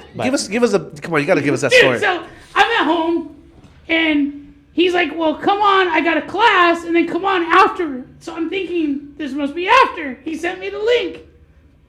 God. So I was like... So what Gary didn't know was that if you create a background, the background stays there. And if you were if like how I saw I it, couldn't get the I don't know if he how I has saw yet, it, but let how me I saw it, apologize like, for the him. more the more you put your face in it, the less the background appears. But instead, he was like, "Oh crap!" and then he dropped And then down. he went back. I went like this. It was just oh, like- shit. Yeah, And I just left Jesus. it was Roman Catholic Jesus with a cleft beard. Wait, Yeah. so you logged in, I logged in, and you thought it would be funny just because it's the guys I or logged whatever. in. He lets me in, and he's like, "Okay, now we're striking like this or something." I don't know. And I'm like, "Oh fuck, we're in class, dude." So, And I'm trying to log off and mute myself. so very calmly, I say, "Hey Gary, do me a favor and 'Cause take he- off your background, please." he looked pissed. Well, yes, right. No, rightfully so. I got trolled. Rightfully so. But the funny thing is Sal, and I think somebody else is there. Was it baby Jesus or No, like full grown? no, No, it's Roman Jesus. Catholic Jesus with a cleft chin. Dude, but he's Like got with a cleft so- beard. Yeah. So he's got his own little family over there, right? And I've gotten the pleasure to meet all those guys. And Sal, and I see Sal doing push-ups or something, and he's like, They try to laugh. and I'm like, dude, I swear, Pretty I was awesome, though. sweating. Pretty awesome. It's a good time. It was a good time. I called him right after, dude. I was like, I'm so sorry, dude. I never meant to do something like that. I am so sorry, dude. I swear to God. Oh. It is funny, but you know what? That's when we just had started using Zoom. Correct. So like people like you and I were like Correct. thinking of it, like, dude, this is all new to us. We're already stressed out this about is when all it. the businesses were all kind of Yeah. like coming together because of COVID, right? So like, I don't know if you remember, like, somebody trickled to me. Actually, one of my students was a teacher, and he said, "Hey, if you can articulate to the company of Zoom somehow that your business is a school, because it is a school, a Yeah, martial arts you school, actually shared that information with me as well. then you can Thank you for can do away with the 40-minute time limit. Yeah, that's cool. That's cool to know. So awesome. Yeah. Thank you, Zoom. Dude. Thank but- you, Ragsdale family. But we don't talk about the 3 other times that we went live with each other and really fucking around with each other, you know. And then that time I He's decided. shaking his head. He's like, please don't break the seal. You know what? I'm used to Gary. It's just We all love Gary. it just I it is love what it Gary, is. man. It is what it is. You know, I had the biggest smile on my face starting this podcast because I love seeing you. Oh, Just so you know. same here. Hey, you didn't wear your. Oh, by the way, I know what the hat was. What? It's a peaky. Peaky. Yeah, that's Like what it's Peaky called. Blinders. Yeah, peaky. Yep. Peekaboo. Yeah. Yeah, I guess. What Like did you in the wear 90s, today? it was called like a Kangol hat, right? Just different, Kangol, just different yeah. brand. I was different gonna wear it today. I was just trying to get over here. I knew he was gonna be here early because I was thinking I was gonna be here around 7ish, and then Got he it. said he was gonna come early. And I No, was we got to like, hang out a little bit. and You I was showed like, around. I was actually, I played hooky a little bit. I was going to play hooky with day class, but we had some students check in, so I taught day class. But if nobody checked in right at the time of the class, then I would have canceled the class session, and I was going to leave, and I was going to take Brett's class. Nice. Just to surprise Oh, him, dude, he you would know? have loved that. Yeah. Yeah. When I got here, though, Brett did say that he was going to relinquish teaching and tell me that I was going to have to teach. I'm like, I don't know about that. I actually want to, I You wanna know do a Brett's class. an instructor for a Yeah. while now, so I'm pretty sure there's something I He would ain't love to that learn. You know what? He isn't. Eventually, he'll be on the podcast. You know what? right? He isn't, and he's never allowed on this podcast. That's right. We talked about this before. Screw that guy, man. Wait, this is normal. I Brett, heard Brett is no longer in China because he was wanted. I'm just kidding. So that guy has got a past, dude, and he is hiding something dude. dude. We all have dark pasts. Hey, have you seen him? but he's been hiding that thing, man. He's going to open up his sweatshirt one day and a bone's going to fall out. You guys ever seen Ozark? Yes. You know the guy who was like, that they bought the house from? Yes. Was like, so who are you really? He's like, what was the guy? He was the guy that killed. That guy was legit. That's probably Brett. Yeah. Well, this is what I was just going to say. So I come here at a certain time every single day, every morning. Dude, he's there sharpening his sword. And I'm just like, dude, this guy's like a little shinobi. He was probably running things out there, dude. So one day, dude, I come here early. I was waiting for you. We're going to do a podcast. And You see how he pins up his hair, I'm too? messing with Brett, dude. And I grab his sword and I go, thou shalt not pass. I said, do it, Brett, do it. And he's like, I don't even know what you're talking about. Put my sword down. Yeah, I dude. don't even know what you're talking about. You don't touch a what is it? A samurai sword, dude? It's disrespectful, man. Come on. I told him, dude, when he was there, his nickname was Shaq because he was probably the tallest guy in there. This is what Brett gets for denying. He's denied me way too much. He doesn't get to come on here and defend himself. It is a term of endearment, or like it's how you know people love you is when they mess with you. Well, Brett is like, come on, man, that guy's a sweetheart. You know what I mean? He's got good dad. Like if people are ignoring you, then there's something wrong, right? Then people kind of feel left out. But like if you're getting, like you're getting some jabs in there, and people are getting some jabs on you. No, he's never been on this podcast, and he's probably the name that we throw around the most. Probably every podcast. Yes, Dude. Yeah, every podcast we say something about him. And now I'm just gonna buy one day when he does come on the podcast, it's kind of like breaking the seal, and he becomes a big personality. Yeah, there you go. Yeah, our numbers will probably finally go up. Hey, but you know what? He doesn't want to come on here because this guy, he messes with him so this much. guy- He this guy, he thinks he's gonna be like digging, He's like the equivalent of the most interesting man in the world. Yeah, man. Right. I don't know. We're trying to get him. I shouldn't say it. like- Hey, I'll you tell see his little- afterwards. Like You you see- remember that one time when the most interesting man in the world was like famous on the beer commercials, and then suddenly they discovered that the most interesting man in the world lived on a boat. oh really? Is that why he went away? Huh? Is that why he went away? No. I mean, like he was the actor for that, right? Yeah. And all of a sudden, it's like maybe years down the line, they discovered that like he actually doesn't have a home address. He lives He's on the boat. Oh, I wow. was like, what? That is interesting. It was like weird. So it's kind of like gonna be the same as Brett, right? Like we always oh, talk dude, about we're gonna Brett, find out. Yeah, and then I'm telling you, he's probably got- he's probably Shogun out there, dude. He's got a little nest upstairs here. Little samurai he's hair. the head of the watching gang. Or Yeah, whatever. it's something, man. Yeah, He's exactly. running stuff from over here, dude. He walks in and he has his axe. Yeah. Like what do you call it? Kill Bill style? Yeah. He's No. the head of a gang or something. Like, What's that other movie? Kung Fu Kung Fu Hustle. He's Yeah, got his the little axe. axe. And he's like, Oh, we love Brett. Aww. aw, little Have you seen Brett. his shoes? Brett shoes? The little baby shoes. They're The- cute. See, he's just as bad as me. They're so The cute. Vibrams? Yeah, we see his shoes lying around here sometimes. Everybody's like, just- "Aw." He's just as bad as me. I get pissed when people leave stuff around because I like the studio to be Yeah. clean. I mean, just like you like the studio to be clean. Don't leave stuff around. Don't leave sweaty His shirts studio's around. super clean, so Yeah. he knows exactly what Yeah, you like mean. don't leave sweaty shirts around, sweaty shorts, or anything like that. And like he leaves his shoes everywhere, but it's so cute. Like It's I just pick them up for him and put them away. Yeah. Yeah, you ever see the little emoji on there with the little elf?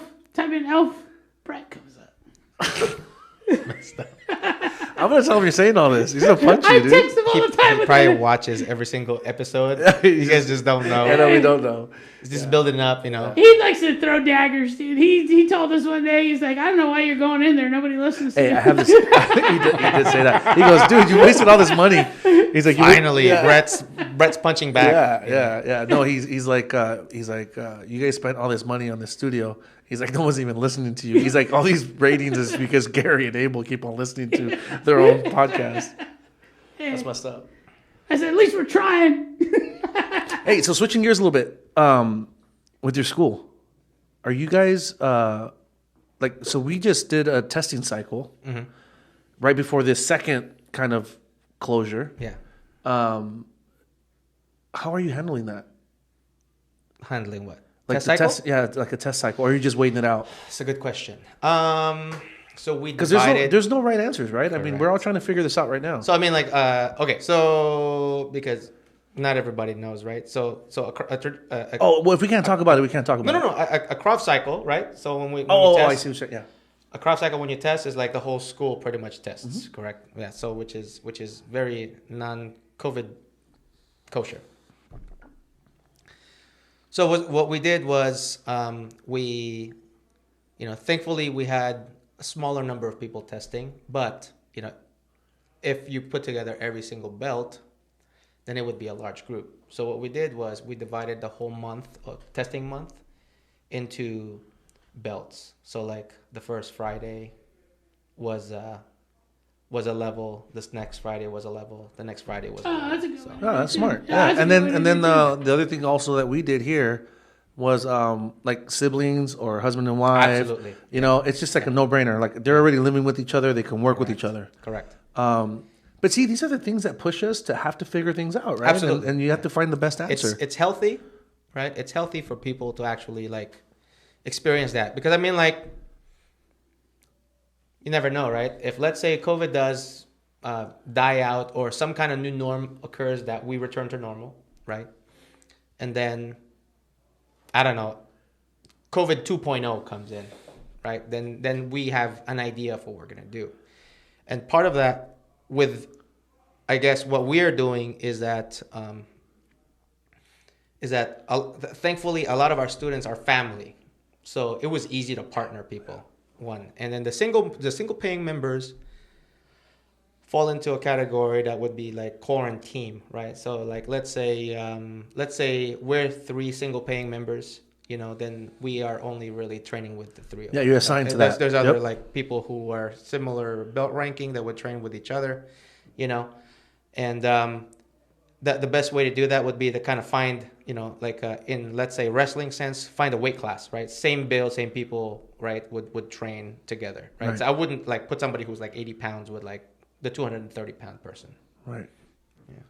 Very cool. Very cool. Yeah, we had to find a lot of workarounds, and even today, like we still do everything that checking temperatures, the COVID waivers, all the questions that you ask, the 7x7 squares that everybody stays in. We have the outside AstroTurf. We have all that stuff, but it's like never ending. Never. But you know what? You asked me something when you came in. You're like, because we have a setup outside. Yeah. You're like, you put this in every day? And I was like, yeah, every day in the morning back in, put everything away at night. And it becomes very tiring. It's a lot of work. I find a lot of ease on, how like, this is a martial arts school, correct? And the martial arts school is like a community. Absolutely. Yep. So one thing that benefited ours in our school is that everybody has a task, and that task is identical. So for example, what we do in our school was that we changed the construction, the constellation of the class. Instead of like training your normal class hour, we extended the class time.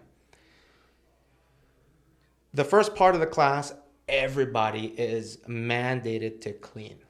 So that's cool. One of the things that we did on our research was, okay, so you look up what are all the chemicals that are actually like going to kill COVID, right? So if you look at it, everybody's selling stuff, right? So some of them are on the higher end, but it boils down to this. If you look at the back on the label, look for contact time, right? So if you look at the regular Lysol spray that we use in our boxing gloves and our shin guards, right? Contact time is 10 minutes, right? If you look at like, let's say Mr. Clean, let's say like 5 minutes. And if you look at other stuff, So the one thing that really went really well for us is that 1 part bleach, 9 parts water, 1 minute. Yeah, it's instant. So what we devised for the school is I bought a ton of spray bottles with if you go to Home Depot, there's like bleach, and then there's now scented bleach, because people are getting tired of the smell of bleach, right? Yeah, dude. Because people got not smart. Nice. Yeah. So we do like 1 part of that scented bleach, and then 9 parts water, and then the whole school cleans the whole mat, the mat space, and we have like running air, right? When we were indoors, we had running air. I got this idea from when I was a farm tech in the air wing, because IV hoods have a draft of air constantly flowing. So you do that, and then you do that, and then everybody cleans at the front end. You clean your equipment, you clean your gear, you clean whatever you're going to use. And if people wanted to wear shoes, then you got to clean your shoes too. So So pretty much anything that could be traceable by contact is dead before you train. And then at the end of the class, you do the same thing all over again. Very cool. And you know what it creates too is it creates some camaraderie. Correct. So 'Cause I like see it here. reinforces community values and says like, when people say we're in this together, like the martial arts school actually sees that because they see it within each other. Yeah. So it's like, okay, our mats, we had to take down our stand-up bags for ours because of the spacing, right? So we had to rely on our old Century bags. So it's like everybody lays out Century bags, everybody puts it away. Everybody sets up the gear, everybody puts it away. Everybody does this, everybody does that. And it's like everybody is on the same page, literally, that it's clockwork, right? So like, it's true what they say, right? That culture building is everything, right? Because it's the norm, right? Yeah. If you have somebody, let's say, that comes in and be like, this is beneath me, they'll get checked. Oh, dude, they'll get checked, right? Yeah, as in, like, happen real quick right now. Yeah. So you come in, and then this person is somebody's not cleaning, they're out. That's right. So like, I even tell my instructors this. I tell my instructor this. Shit, I just got that. God, you're falling asleep over there. I gotta make you a coffee. I'm listening. You got what? I'm just kidding. So like I tell my instructors this, right? So this is like a little tactical conflict resolution technique skills or whatever. Like if one person is not doing, because we also minimize the classes. We no longer have a teens class. So if you're a teen that's big and can handle adult class, we put you on adults. Yep, right? Same here. So if let's say a teen isn't really cleaning, it chose and decided like I'm having a bad day, I'm not gonna clean, right? So the tactful way to do it that I taught my instructors to do would be you see him kind of weaseling away and you tell him like, hey buddy, come here. Can you do me a favor? You see that guy right there? Can you help him out for me real quick? And then very nice, very nice, easy way to do it. So you didn't really do anything confrontational, right? And everybody has self-affirmations, right? If you have a self-affirmation that makes a part of you who you are, and then I suddenly say like you're not helping, then it becomes antagonistic, and then they're more likely to go against the grain. So you want to just kind of nudge them in that direction. Yeah. So. You want to keep the learning positive. Absolutely. Yeah, and there's so many ways to do that, but it does take some practice in the beginning. Absolutely, it's hard practice. Right. Hard practice. But then you get in the groove, right, where everything becomes positive automatically. Absolutely. Everything that comes out of your mouth or what you're brewing up in your brain. Yeah. It gets produced in a positive way as opposed to, I guess, what we were used to. Like, for me, it took me a long time to fix that. Like, I haven't fixed that yet. Yeah, no, it just really, I mean, it's obviously, like, we're human, so we always have to go back and check ourselves and continue working on it. But I really try to look at it that way. And it's really cool that you point that out because you obviously deal with that stuff every day. And someone in our position is going to deal with that, and if you're not, then that means that there's nobody at your school. And you have to be used to hard conversations, whether they like it or not. Yep, right? making some having some hard conversations, making some tough decisions, but ultimately, you're the one that's in charge of where that ship is going. Yeah. And where it's at, right? Yeah. So you have to do it. You have to step up, for sure. So, dude, one of the cool things, I don't know, this was years ago. I was like, he got into instructing. I was like, I want to get into instructing. Our whole little group started like getting into instructing. These guys jumped in, took the leap of faith. Then I wasn't allowed to for whatever reason. You weren't allowed to? No, I don't know why. It's just chip on my shoulder now. But anyways, you're healing. Circumstances. You're going to therapy. You're healing. Anyways, so my ground game is I hold my own. I wrestle too and whatever. I can hold my own. I can get out of things, can't necessarily finish things, right? But one day he goes, hey, let's meet up. Me and so-and-so are going to be there. And let's do it. Let's meet up. Do rounds and we go for like an hour. Back then it wasn't an hour. We'd go for like 2 hours and like, I don't know, we'd be dead, dude. Mm-hmm. And then he'd go, hey, let's walk through gun from the front. Teach it. Show me. And we do that with Dong but then he started going, hey, come on over. We're going to do roll club. And this is at the whole thing. And next thing you know, by I don't know, a month or two, we had like a whole little group, dude. That was all we did. Well, that's was been just- going on for a long time. That's what I'm saying. At least 10 years. for a long time. At least 10 Yeah, years. Yeah. And he started it, dude. And it would all stem from that, like, instructor kind of, like, learning stuff. And then all of a sudden you'd be like, want to roll? Started from experimentation. Want to roll? Yeah, you want to roll? Let's roll. Then next thing you know, it was like hour. Now he's got it down. It's like an hour. You have fun. We go eat. Yeah. We go up to his place. Dude. Northgate breakfast team. Man. Northgate. Shout out to Row Club. Yeah, that Northgate is the nicest Northgate I've ever been Shout out to. to Northgate. I love that place, man. Hey, Yo, they're gonna sponsor us. Have you been to La Habra's Northgate? Yeah. You know how many tamales this guy buys from them? When I go there, these guys are always like, "Damn, Gary." No, have you gone to Northgate? No, I have La Habra? not. No. Go to Okay. Northgate Is it, La is it Habra. special? Okay. The Whole Foods in Huntington, right? At the Bell Tower? Yeah. Okay, but Northgate. What? Yeah, Yes. it's one of a kind, dude. I gotta go check it out. Yes. I'm gonna make the drive. Yes. I'm gonna go check it out. Yeah, one of a kind, dude. You know, the salad bar has like fish ceviche. I'm allergic to shrimp, so, you know. So you have the ceviche. So I go to get the fish ceviche. Yeah, it's pretty good. So he invites me up. I hadn't been to his new studio yet because I had kind of got sick and I've been fighting all that stuff. So I hadn't got up there to officially go up there. He's like, "Come to Roll Club. You'll have fun." I get there and it's like Nick Graham. Yeah. It's Evan. Shout out to those guys, man. Who else? It's like, Evan Rosenberg, Nick Graham, Randy Brooks, Christian Alvarado. yeah. Every name so far is like really cool Love it, people. right? Yeah, Love it, yeah, right? really cool people. Brett, Brett AJ, Higgins, AJ. Jacko. Hey, I heard Chocolate. Evan does professional fights. I think he does smokers. Oh, okay. And He does Kumatais. He's dabbling with. He now trains in King's MMA Anaheim. I got to train there once. Really? Because of him. Yeah. Dude, he's Big shout out to Evan Rosenberg. Yeah. We actually talked Evan, about if you're listening to this, I love you. Hey, man. we talked about him on one of the podcasts, and we were like, because we were saying how nice he was, and like because he was an instructor for some time, and we were talking about his kicks because he did ballet, and his kicks were always amazing. If you ever are looking for like deep, like existential conversation, Yeah.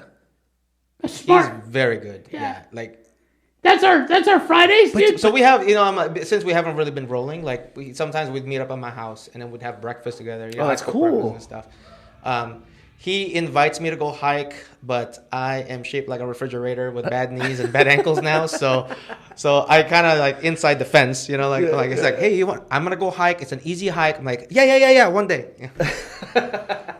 You know what? But we were talking about like how nice he is and stuff, and then like you get this guy that you look at, and he's like super nice, super kind, Very but inspiring. then he's like like this. Very humble. He has this other side to him. Dude, he's totally. You can kick the crap out of someone. Yeah. Oh yeah, dude. I watched his fight at what was that place in San Diego?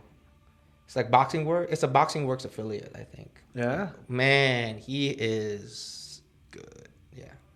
That's very cool. That's I exciting. have a video. To me, I have it's a video exciting. of me on my phone, a 30-minute video of us going like 3 minutes on, 3 minutes off, and him just schooling me.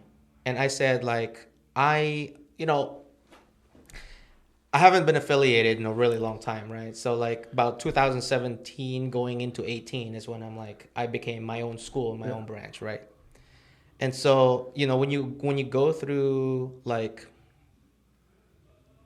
some kind of like martial arts existentialism like thing, right? So you kind of seek out like, okay, who are going to be my mentors now, right? So when I was going through a rough time with like opening my business, right? So I was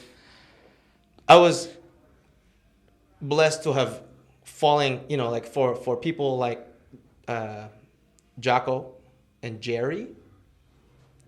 Jerry, stand up, dude. I'm not gonna break the news because he's gonna break it himself, but he's got some big news in his life. That's cool, man. The last big news in his life is that he became the CEO of Hogue Real Estate. You're kidding.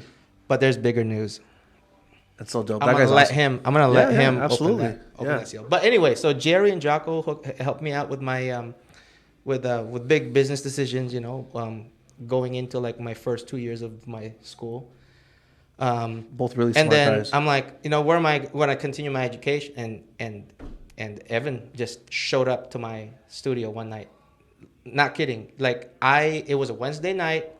He came in, big smile on his face. I'm like, everybody stop. This is one of my first instructors. And he's like, please don't do that. Like, he's so humble. I know. He's so He's cool. like, please don't do that. Please don't. Please don't. Just don't. I want to be just a regular student, you know? And man, you see him. So like, he's the only guy that I know, like in person, that will set you up on a head kick, but like touch you. Like with do a it foot. nicely. Like Yeah. caress your face. Yeah. Like, just to let you know I was there. I got you. Yeah. Like if I want you asleep. You would have been.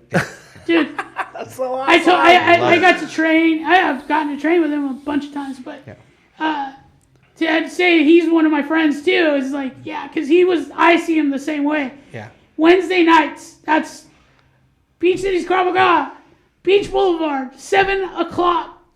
And Evan taught that class, and I was there every freaking night. He was my favorite instructor by far. That's cool. yeah, he's now he's now in film, right? So he makes He's been doing that for a long time too. yeah. And so, but here's another thing, sorry, you're probably embarrassed. If you're watching this, you're going to be really embarrassed. It's all right, man. It's all good But stuff. like he spends some of his free time to actually help his parents' business. Very cool. Yeah, the ballet background he comes from. Yeah, Where so he goes that was in, one of my he things. teaches. I was being a Isn't that cool? smartass. But think about it. Think about it. Like he's like teaching ballet or doing whatever he does there, and then like you're thinking like this guy, he will, dude. He's a murderer. I used to- Stone cold murderer. I love it. I used to tease love him, that. dude. Before we'd fight, or spar on Saturdays or something, I used to tease him. Hey, man, you do ballet?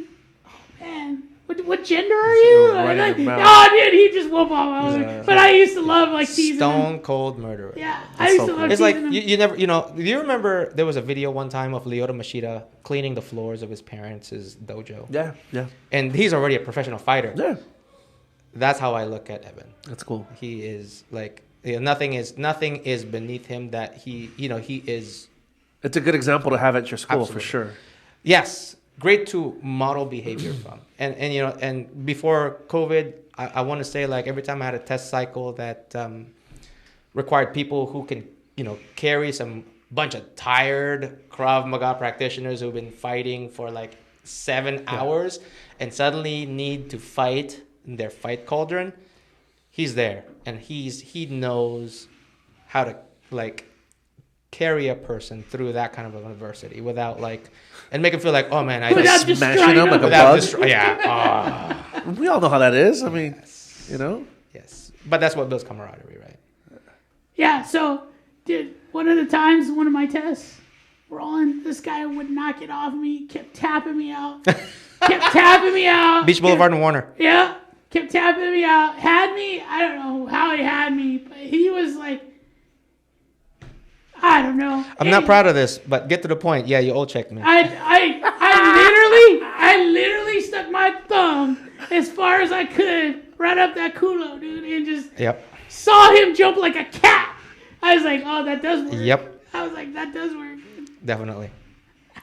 So that's the day that I knew that if I were ever to find myself in like the African jungle or something like that, and large cats are killing me, I'm gonna. Yep, that's what you do. It works. To any mammal, it's like a reboot. Vagus nerve. The Vegas nerve. Vagus nerve. Hey, on that note, let's take a 10-minute break, Yeah, I and gotta then we'll pee. we'll come right back. Yeah. All right. Cool. Vegas nerve. Hey, you know what's gonna be funny? We're gonna be done with this tomorrow. Nobody's gonna go back, and I'm gonna go on Yelp looking for a restaurant. I'm gonna find a review. For our podcast. Hey, what's up, guys? We're back. What up? Hey, so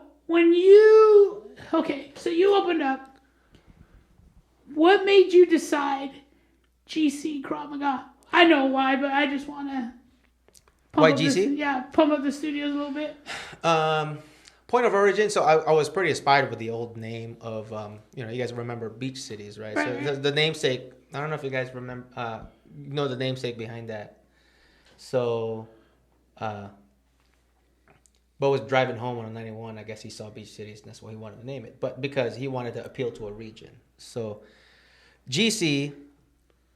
When I saw that, I was like, well, you know what? I don't really want to call it La Habra Krav Maga, right? But it's also when I was looking for places, I kind of like the notion of gateway cities, because I mean, like, it kind of followed suit, right? So it's an homage to tradition. Right.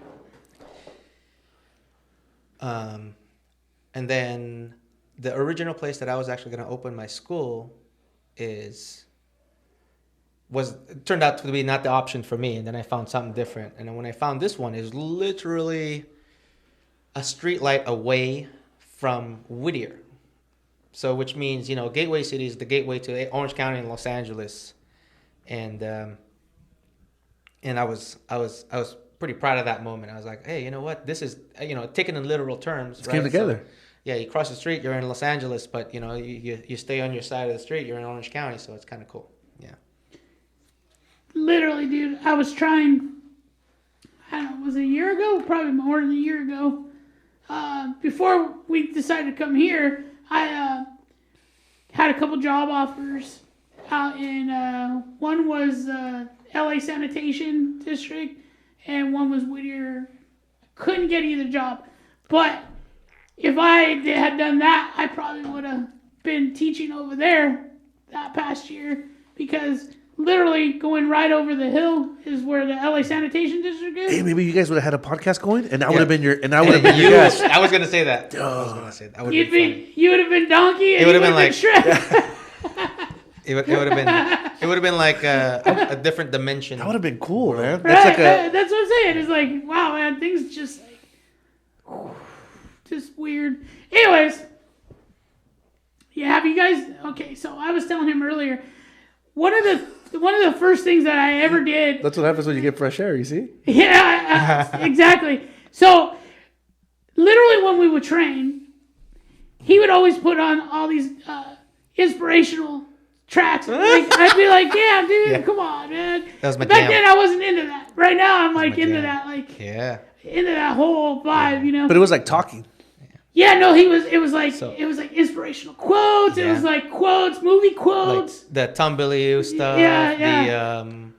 The Matthias M. motivational speeches. Also, so basically, it's kind of like if you like motivational or self-help audiobooks, right? And let's equate that to Facebook social media, right? Motivational videos are like the TikTok of that.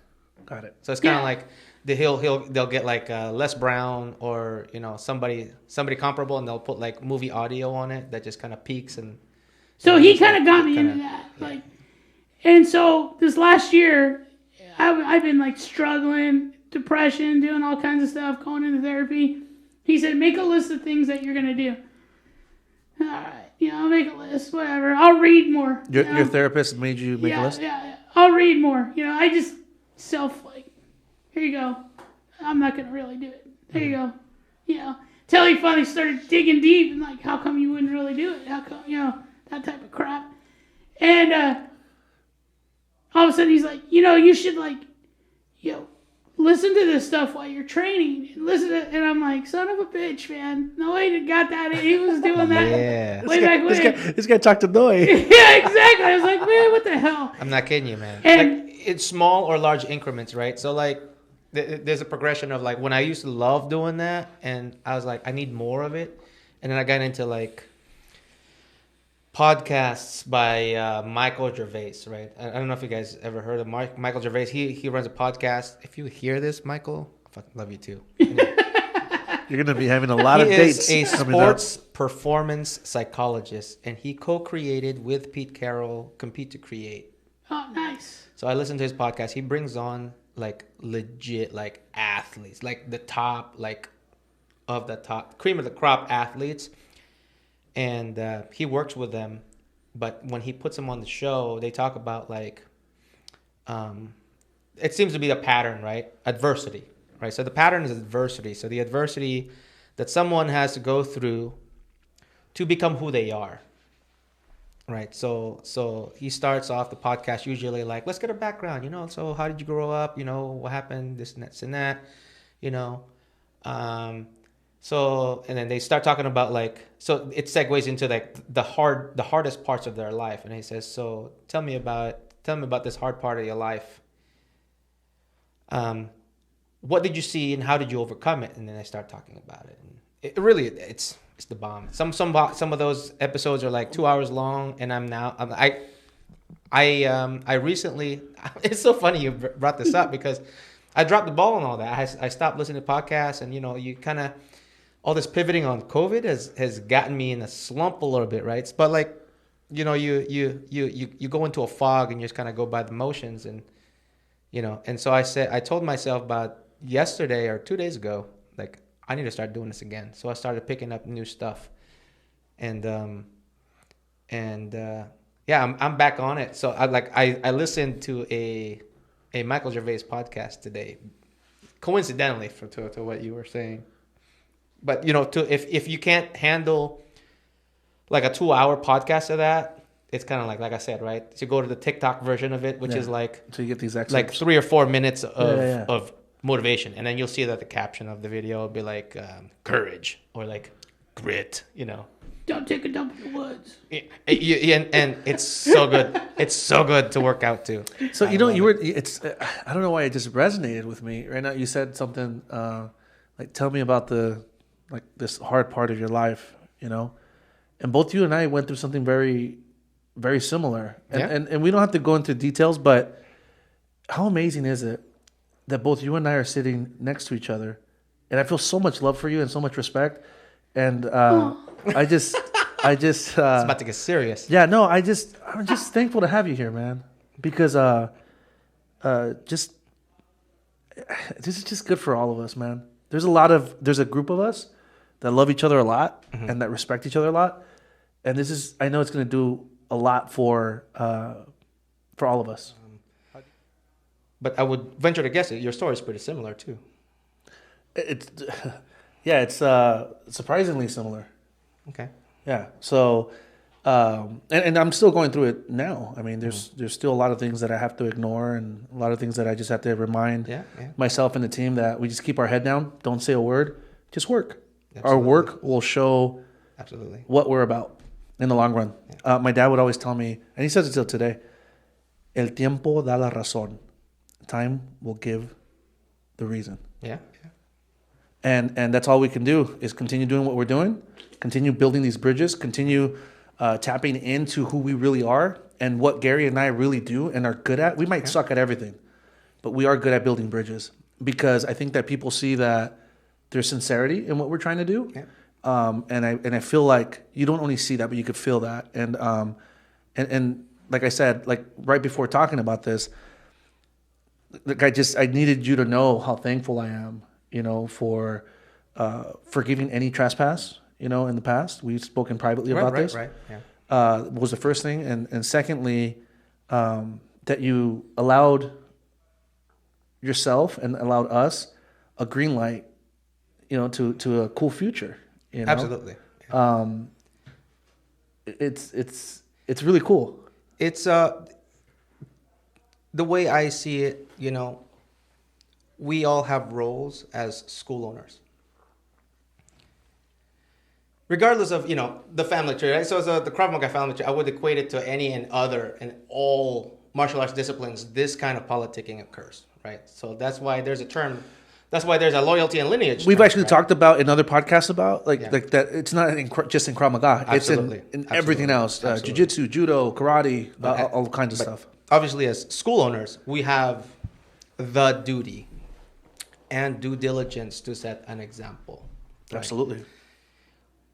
On a community scale, on a community level, we have that due diligence to actually say like, hey, you know what? We may be different, but we've done right by people.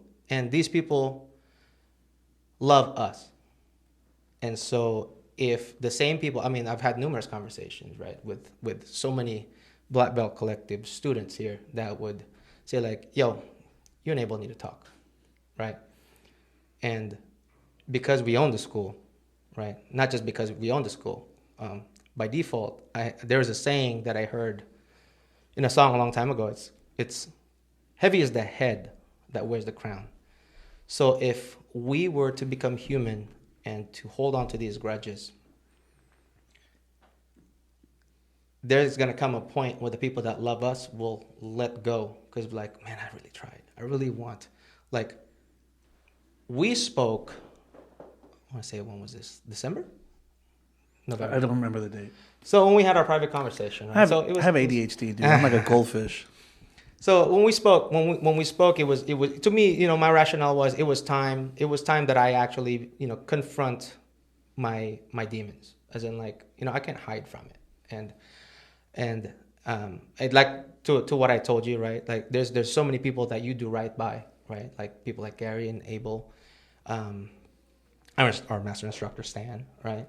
And they all love you, and there's no reason why I shouldn't, because I have to see you as a human being, right? Like era of COVID is very hard and tough on people, right? We never know who's struggling and what kind of struggles we all have, right? And so, you know, I think this whole COVID, you know, silver lining was that I was like, man, I don't care if we had some beef, man. I want to make sure that all these schools are open. So, you know, so you probably heard me, you know, when I called you, I said, man, whatever you think I'm excelling in, I'm an open book. You can have it. Yeah, and I reached out to like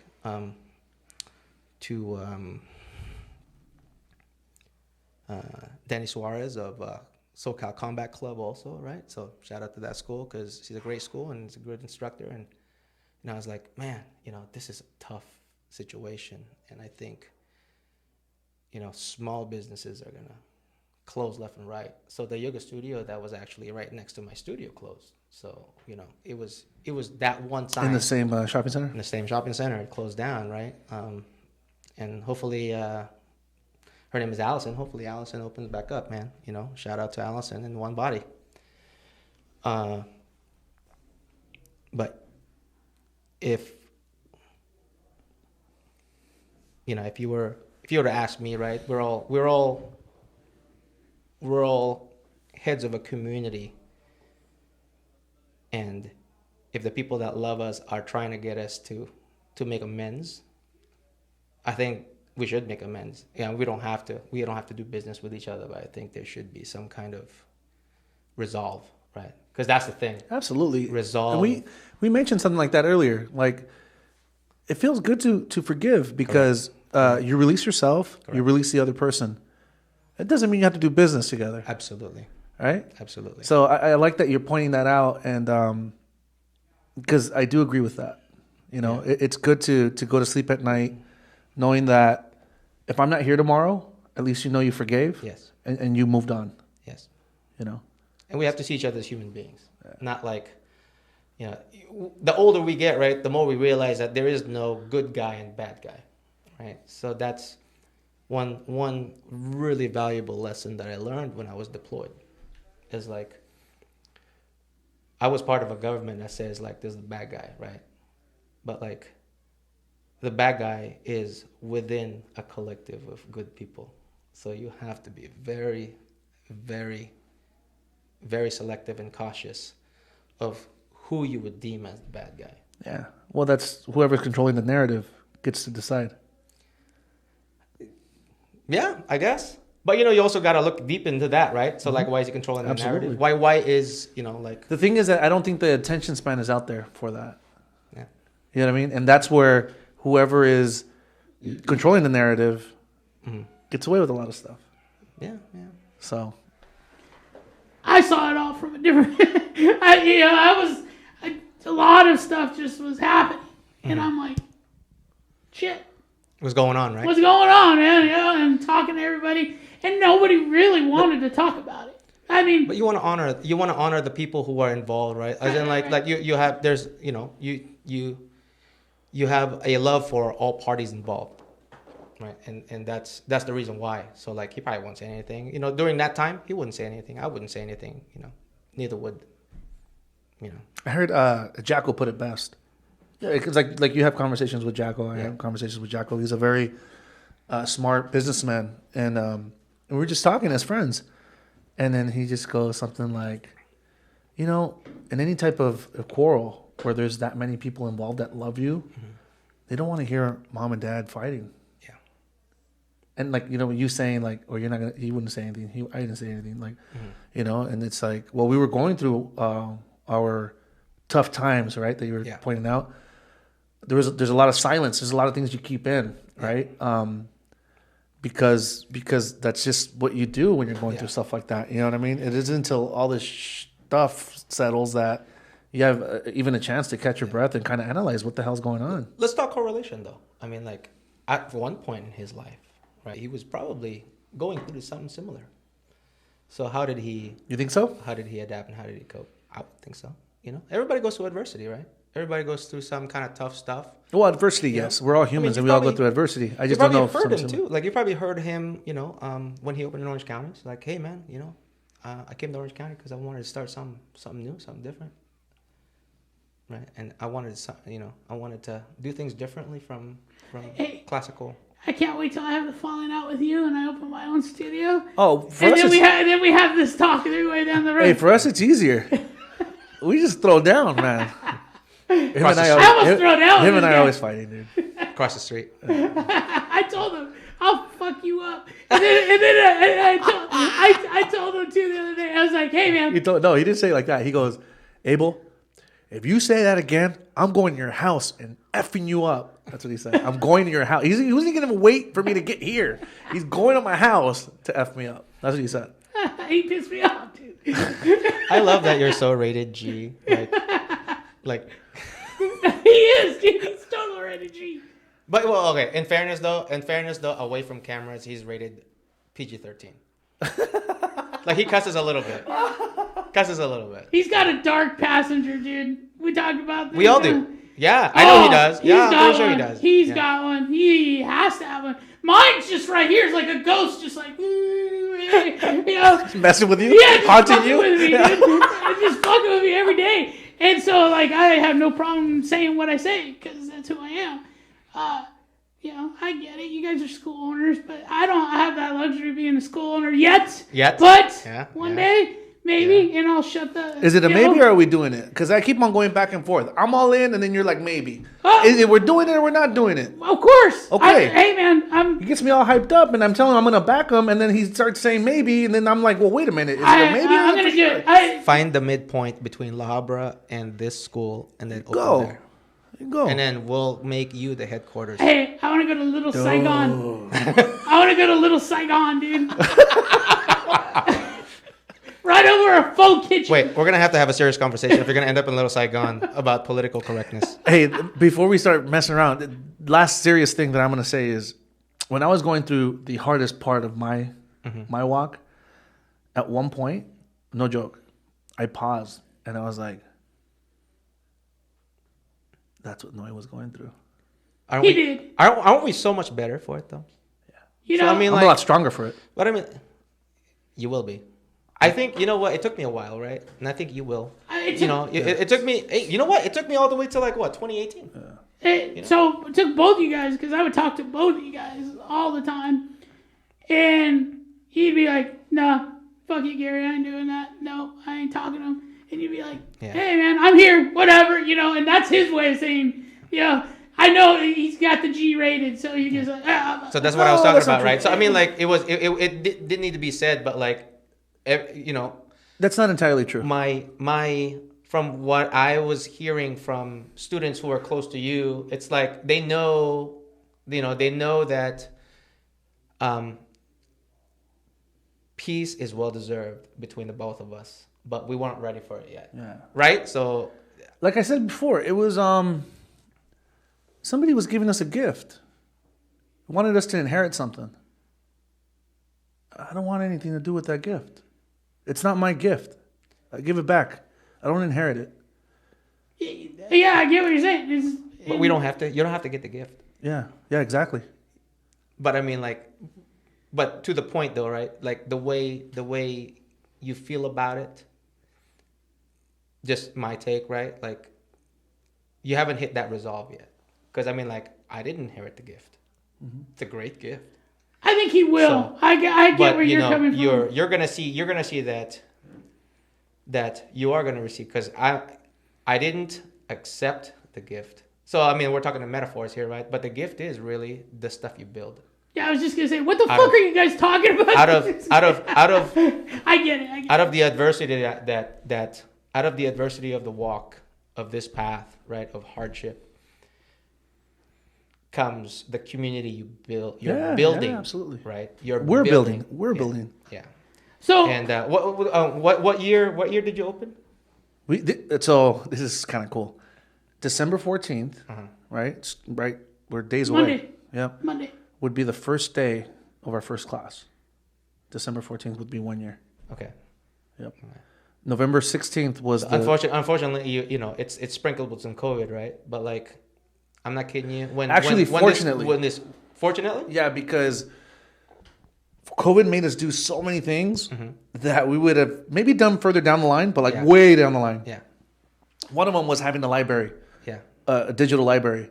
Another one was learning how to use Zoom and having the whole studio set up. Now we got cameras everywhere. No. You're missing my point. One day, one of these days, away from COVID, you're gonna have a Christmas party with your staff and your community. Oh yeah. No, I get that. I'm getting teary eyed. Yeah. You're gonna be outside probably with Gary or like Stan, and they're gonna tell you built this.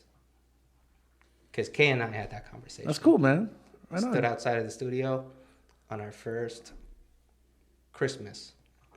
It was at the studio, so there's pictures of it. You know, we put like tinsel all over the shield and stuff like that. There's like a really cute girl talking to one of the students. Like, you know, like there's kids, you know, like it's very, very picturesque of Christmas, you know, except like gateway cities and stuff. And, you know, it's through that hardship will come like, you know, it's like you know, flower that grew out of concrete kind of thing. And you're going to be very grateful that you built something with your own bare hands and nobody touched it but you. That's cool, man. Right. Hey, I'll take that. I'll run with that. I'm going to remember those words. You're going to Thank you for that. Back on that. Thank you for that. You're going to go through some test cycles and you're going to promote your first blue belts and your green belts. He goes through cycles, right? And then, you know, and you know what? Like, you have some students here who are actually like transition, right? But you'll see some white belts that are actually born of Blackbelt Collective that will become green belts. And then you're going to have a test. And then people from your past are going to come back. Kind of like how Evan Rosenberg came back to me, you know? And Rosario shows up at my school kind of thing. You're going to watch people test. And you're not going to have the time to like suit up and fight gear. Because, you know, like at least in my case, right? Like I opened my school, I had Drew and I had Kay. And I had Bianca, but Bianca worked at... Which has a career. Has her own career, yeah. And you're gonna love every moment of that part.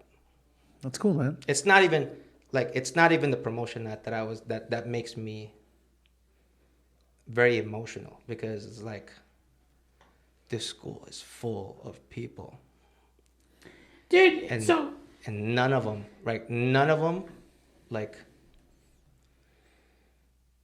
were like followed me. They were all like seeds planted from La Habra. And you're going to love it. That's cool. I guarantee you this. That's where you get your resolve. Yeah. Sorry, Gary.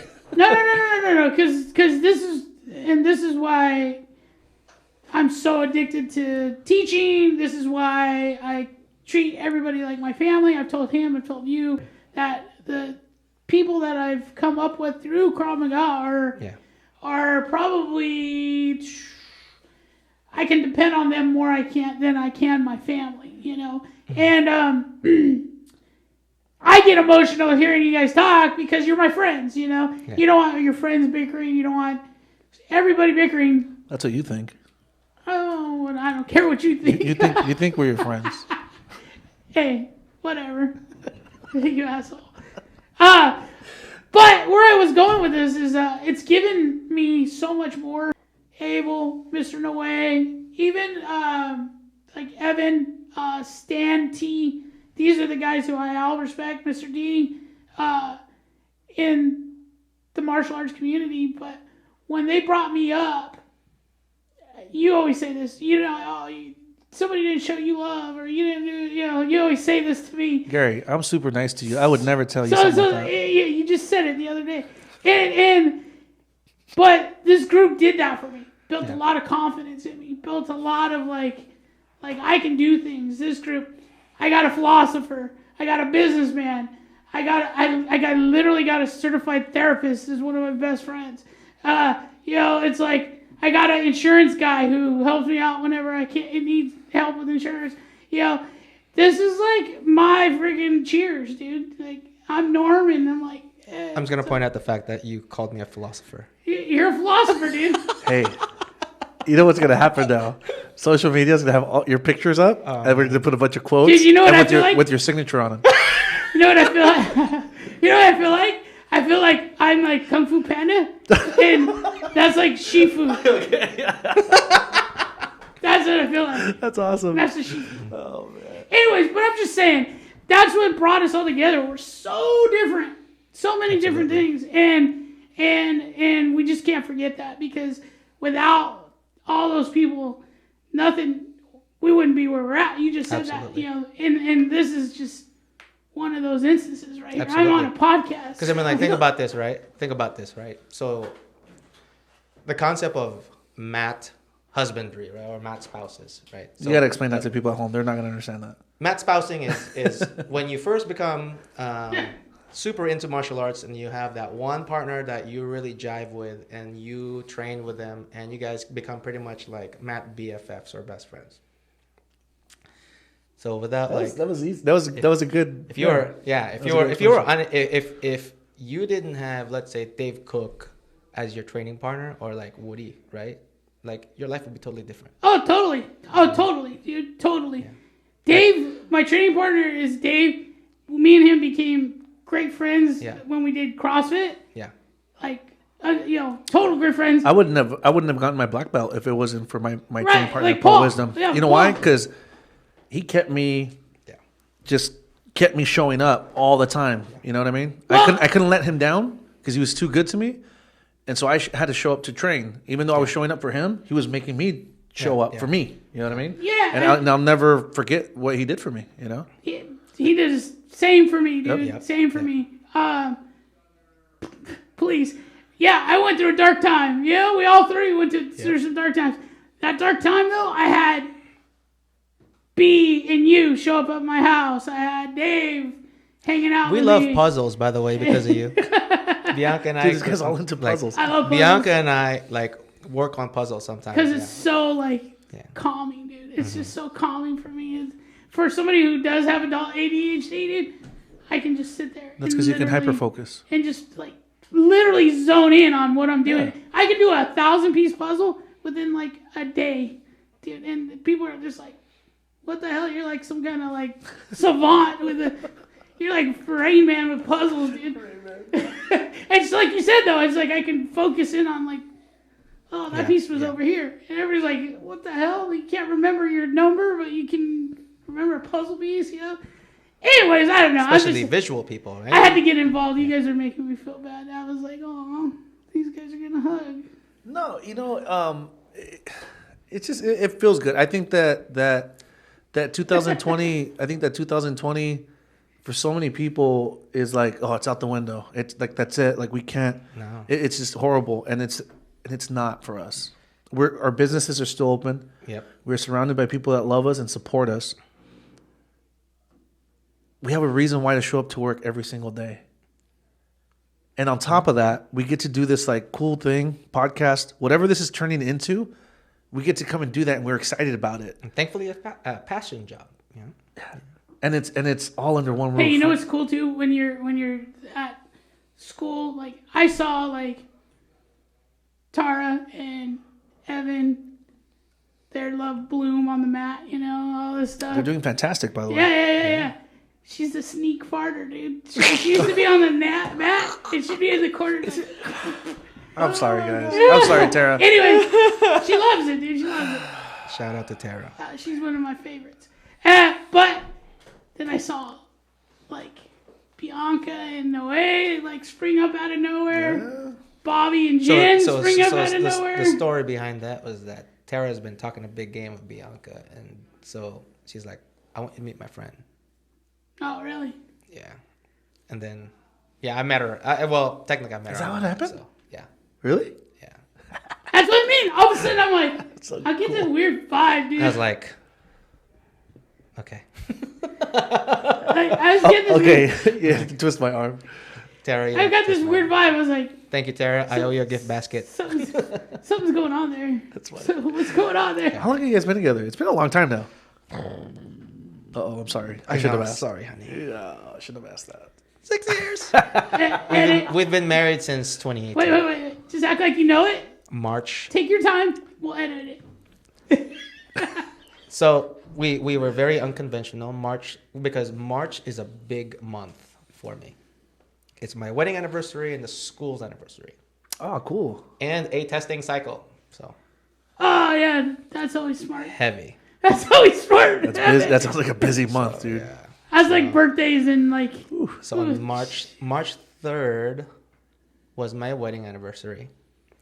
The very next weekend was on March 10 was our wedding party.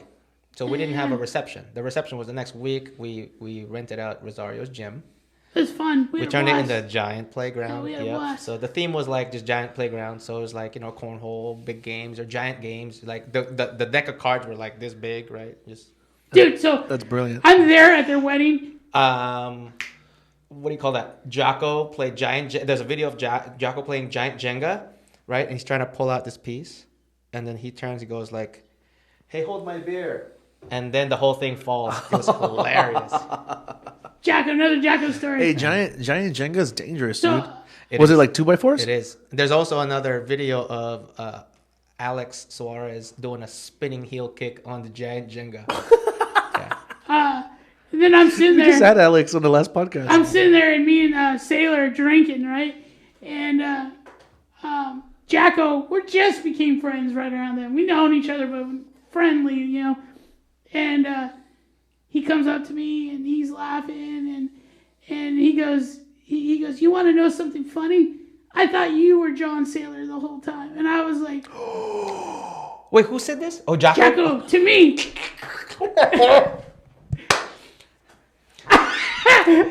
I love John, but hey, fuck that. I was so pissed, dude. I was so pissed. You know I'm gonna call you John from Shout now on. out to John. Hey, you know what? John's doing big things, man. He is. I hear he's moving up, man. He's doing big things. Good for John. He's in Jacko pissed me off that day. he's doing some training out of state somewhere. Security. Well, he's gotten into some uniform services and stuff. I don't recall specifically, but Yeah, you know, it's kinda like- somebody had mentioned it to me, and I forgot what it's called. But yeah, cool Yeah. stuff. Yeah, so that's what I remember from his wedding. It's being called Sailor. That's what he remembers from your wedding. That was his whole evening. Nah. That was his take. No, I had a blast. We had a blast. It was really fun. I drank a lot of beer and. In the boiler room. In the boiler room with Saylor and Abel.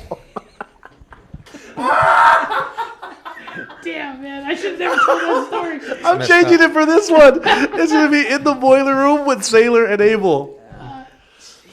Anyways, but This is the part where I can hear his voice say, "Fuck you guys."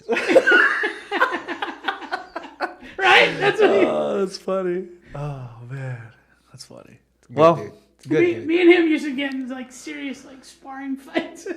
He didn't like losing. Yeah, he did not. He didn't like losing. Yeah, we get into serious ones. John, just because you're not around, I'm not gonna say any of my jokes. Yo, I had man. so many jokes for that one. I had jokes for that I'm one. gonna John, try we to- love you. We miss you. I'm gonna try to just get off of this. Yeah, Come I back love to John California too. soon. Yeah. Dude, I love John too. I always give him my extra tickets to games and stuff. I love Well, it's like Noi said earlier. If you're not being talked about, that means you're not loved, right? That's right. So, Absolutely. and so, hey, listen, we are gonna fire up that barbecue and feed this guy before he leaves. So let's call it now. I think we had a good talk. Yeah, that way we can all get some food in our bellies before we go home. And it was a pleasure having you, man. Thank you. And I hope that Thanks for having me. Yeah, I hope that we can have you back. Something that we didn't touch on, and I really wanted to.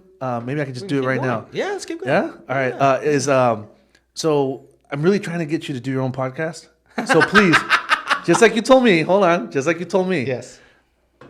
I'm an open book. I didn't know the first thing about this, and we're slowly learning a little bit more. Yeah. And the little bit more I'd love to share with you to save you a whole bunch of hours of reading and trying to figure stuff out. Thank you. So when you're ready, let Gary and I know, and we'll get you hooked up and set up. Oh, you know what? This is what I was gonna do. This weekend, I'm gonna go on Facebook Live on our boiler room. You know, I might have to have you on because I know you'll come on. He won't come on. Okay. On live? Yeah, live. All right, yeah, so I'll do live. All right, so hold on a second. Hold on. Let me warn you about something. When he goes live, he's been on live with me.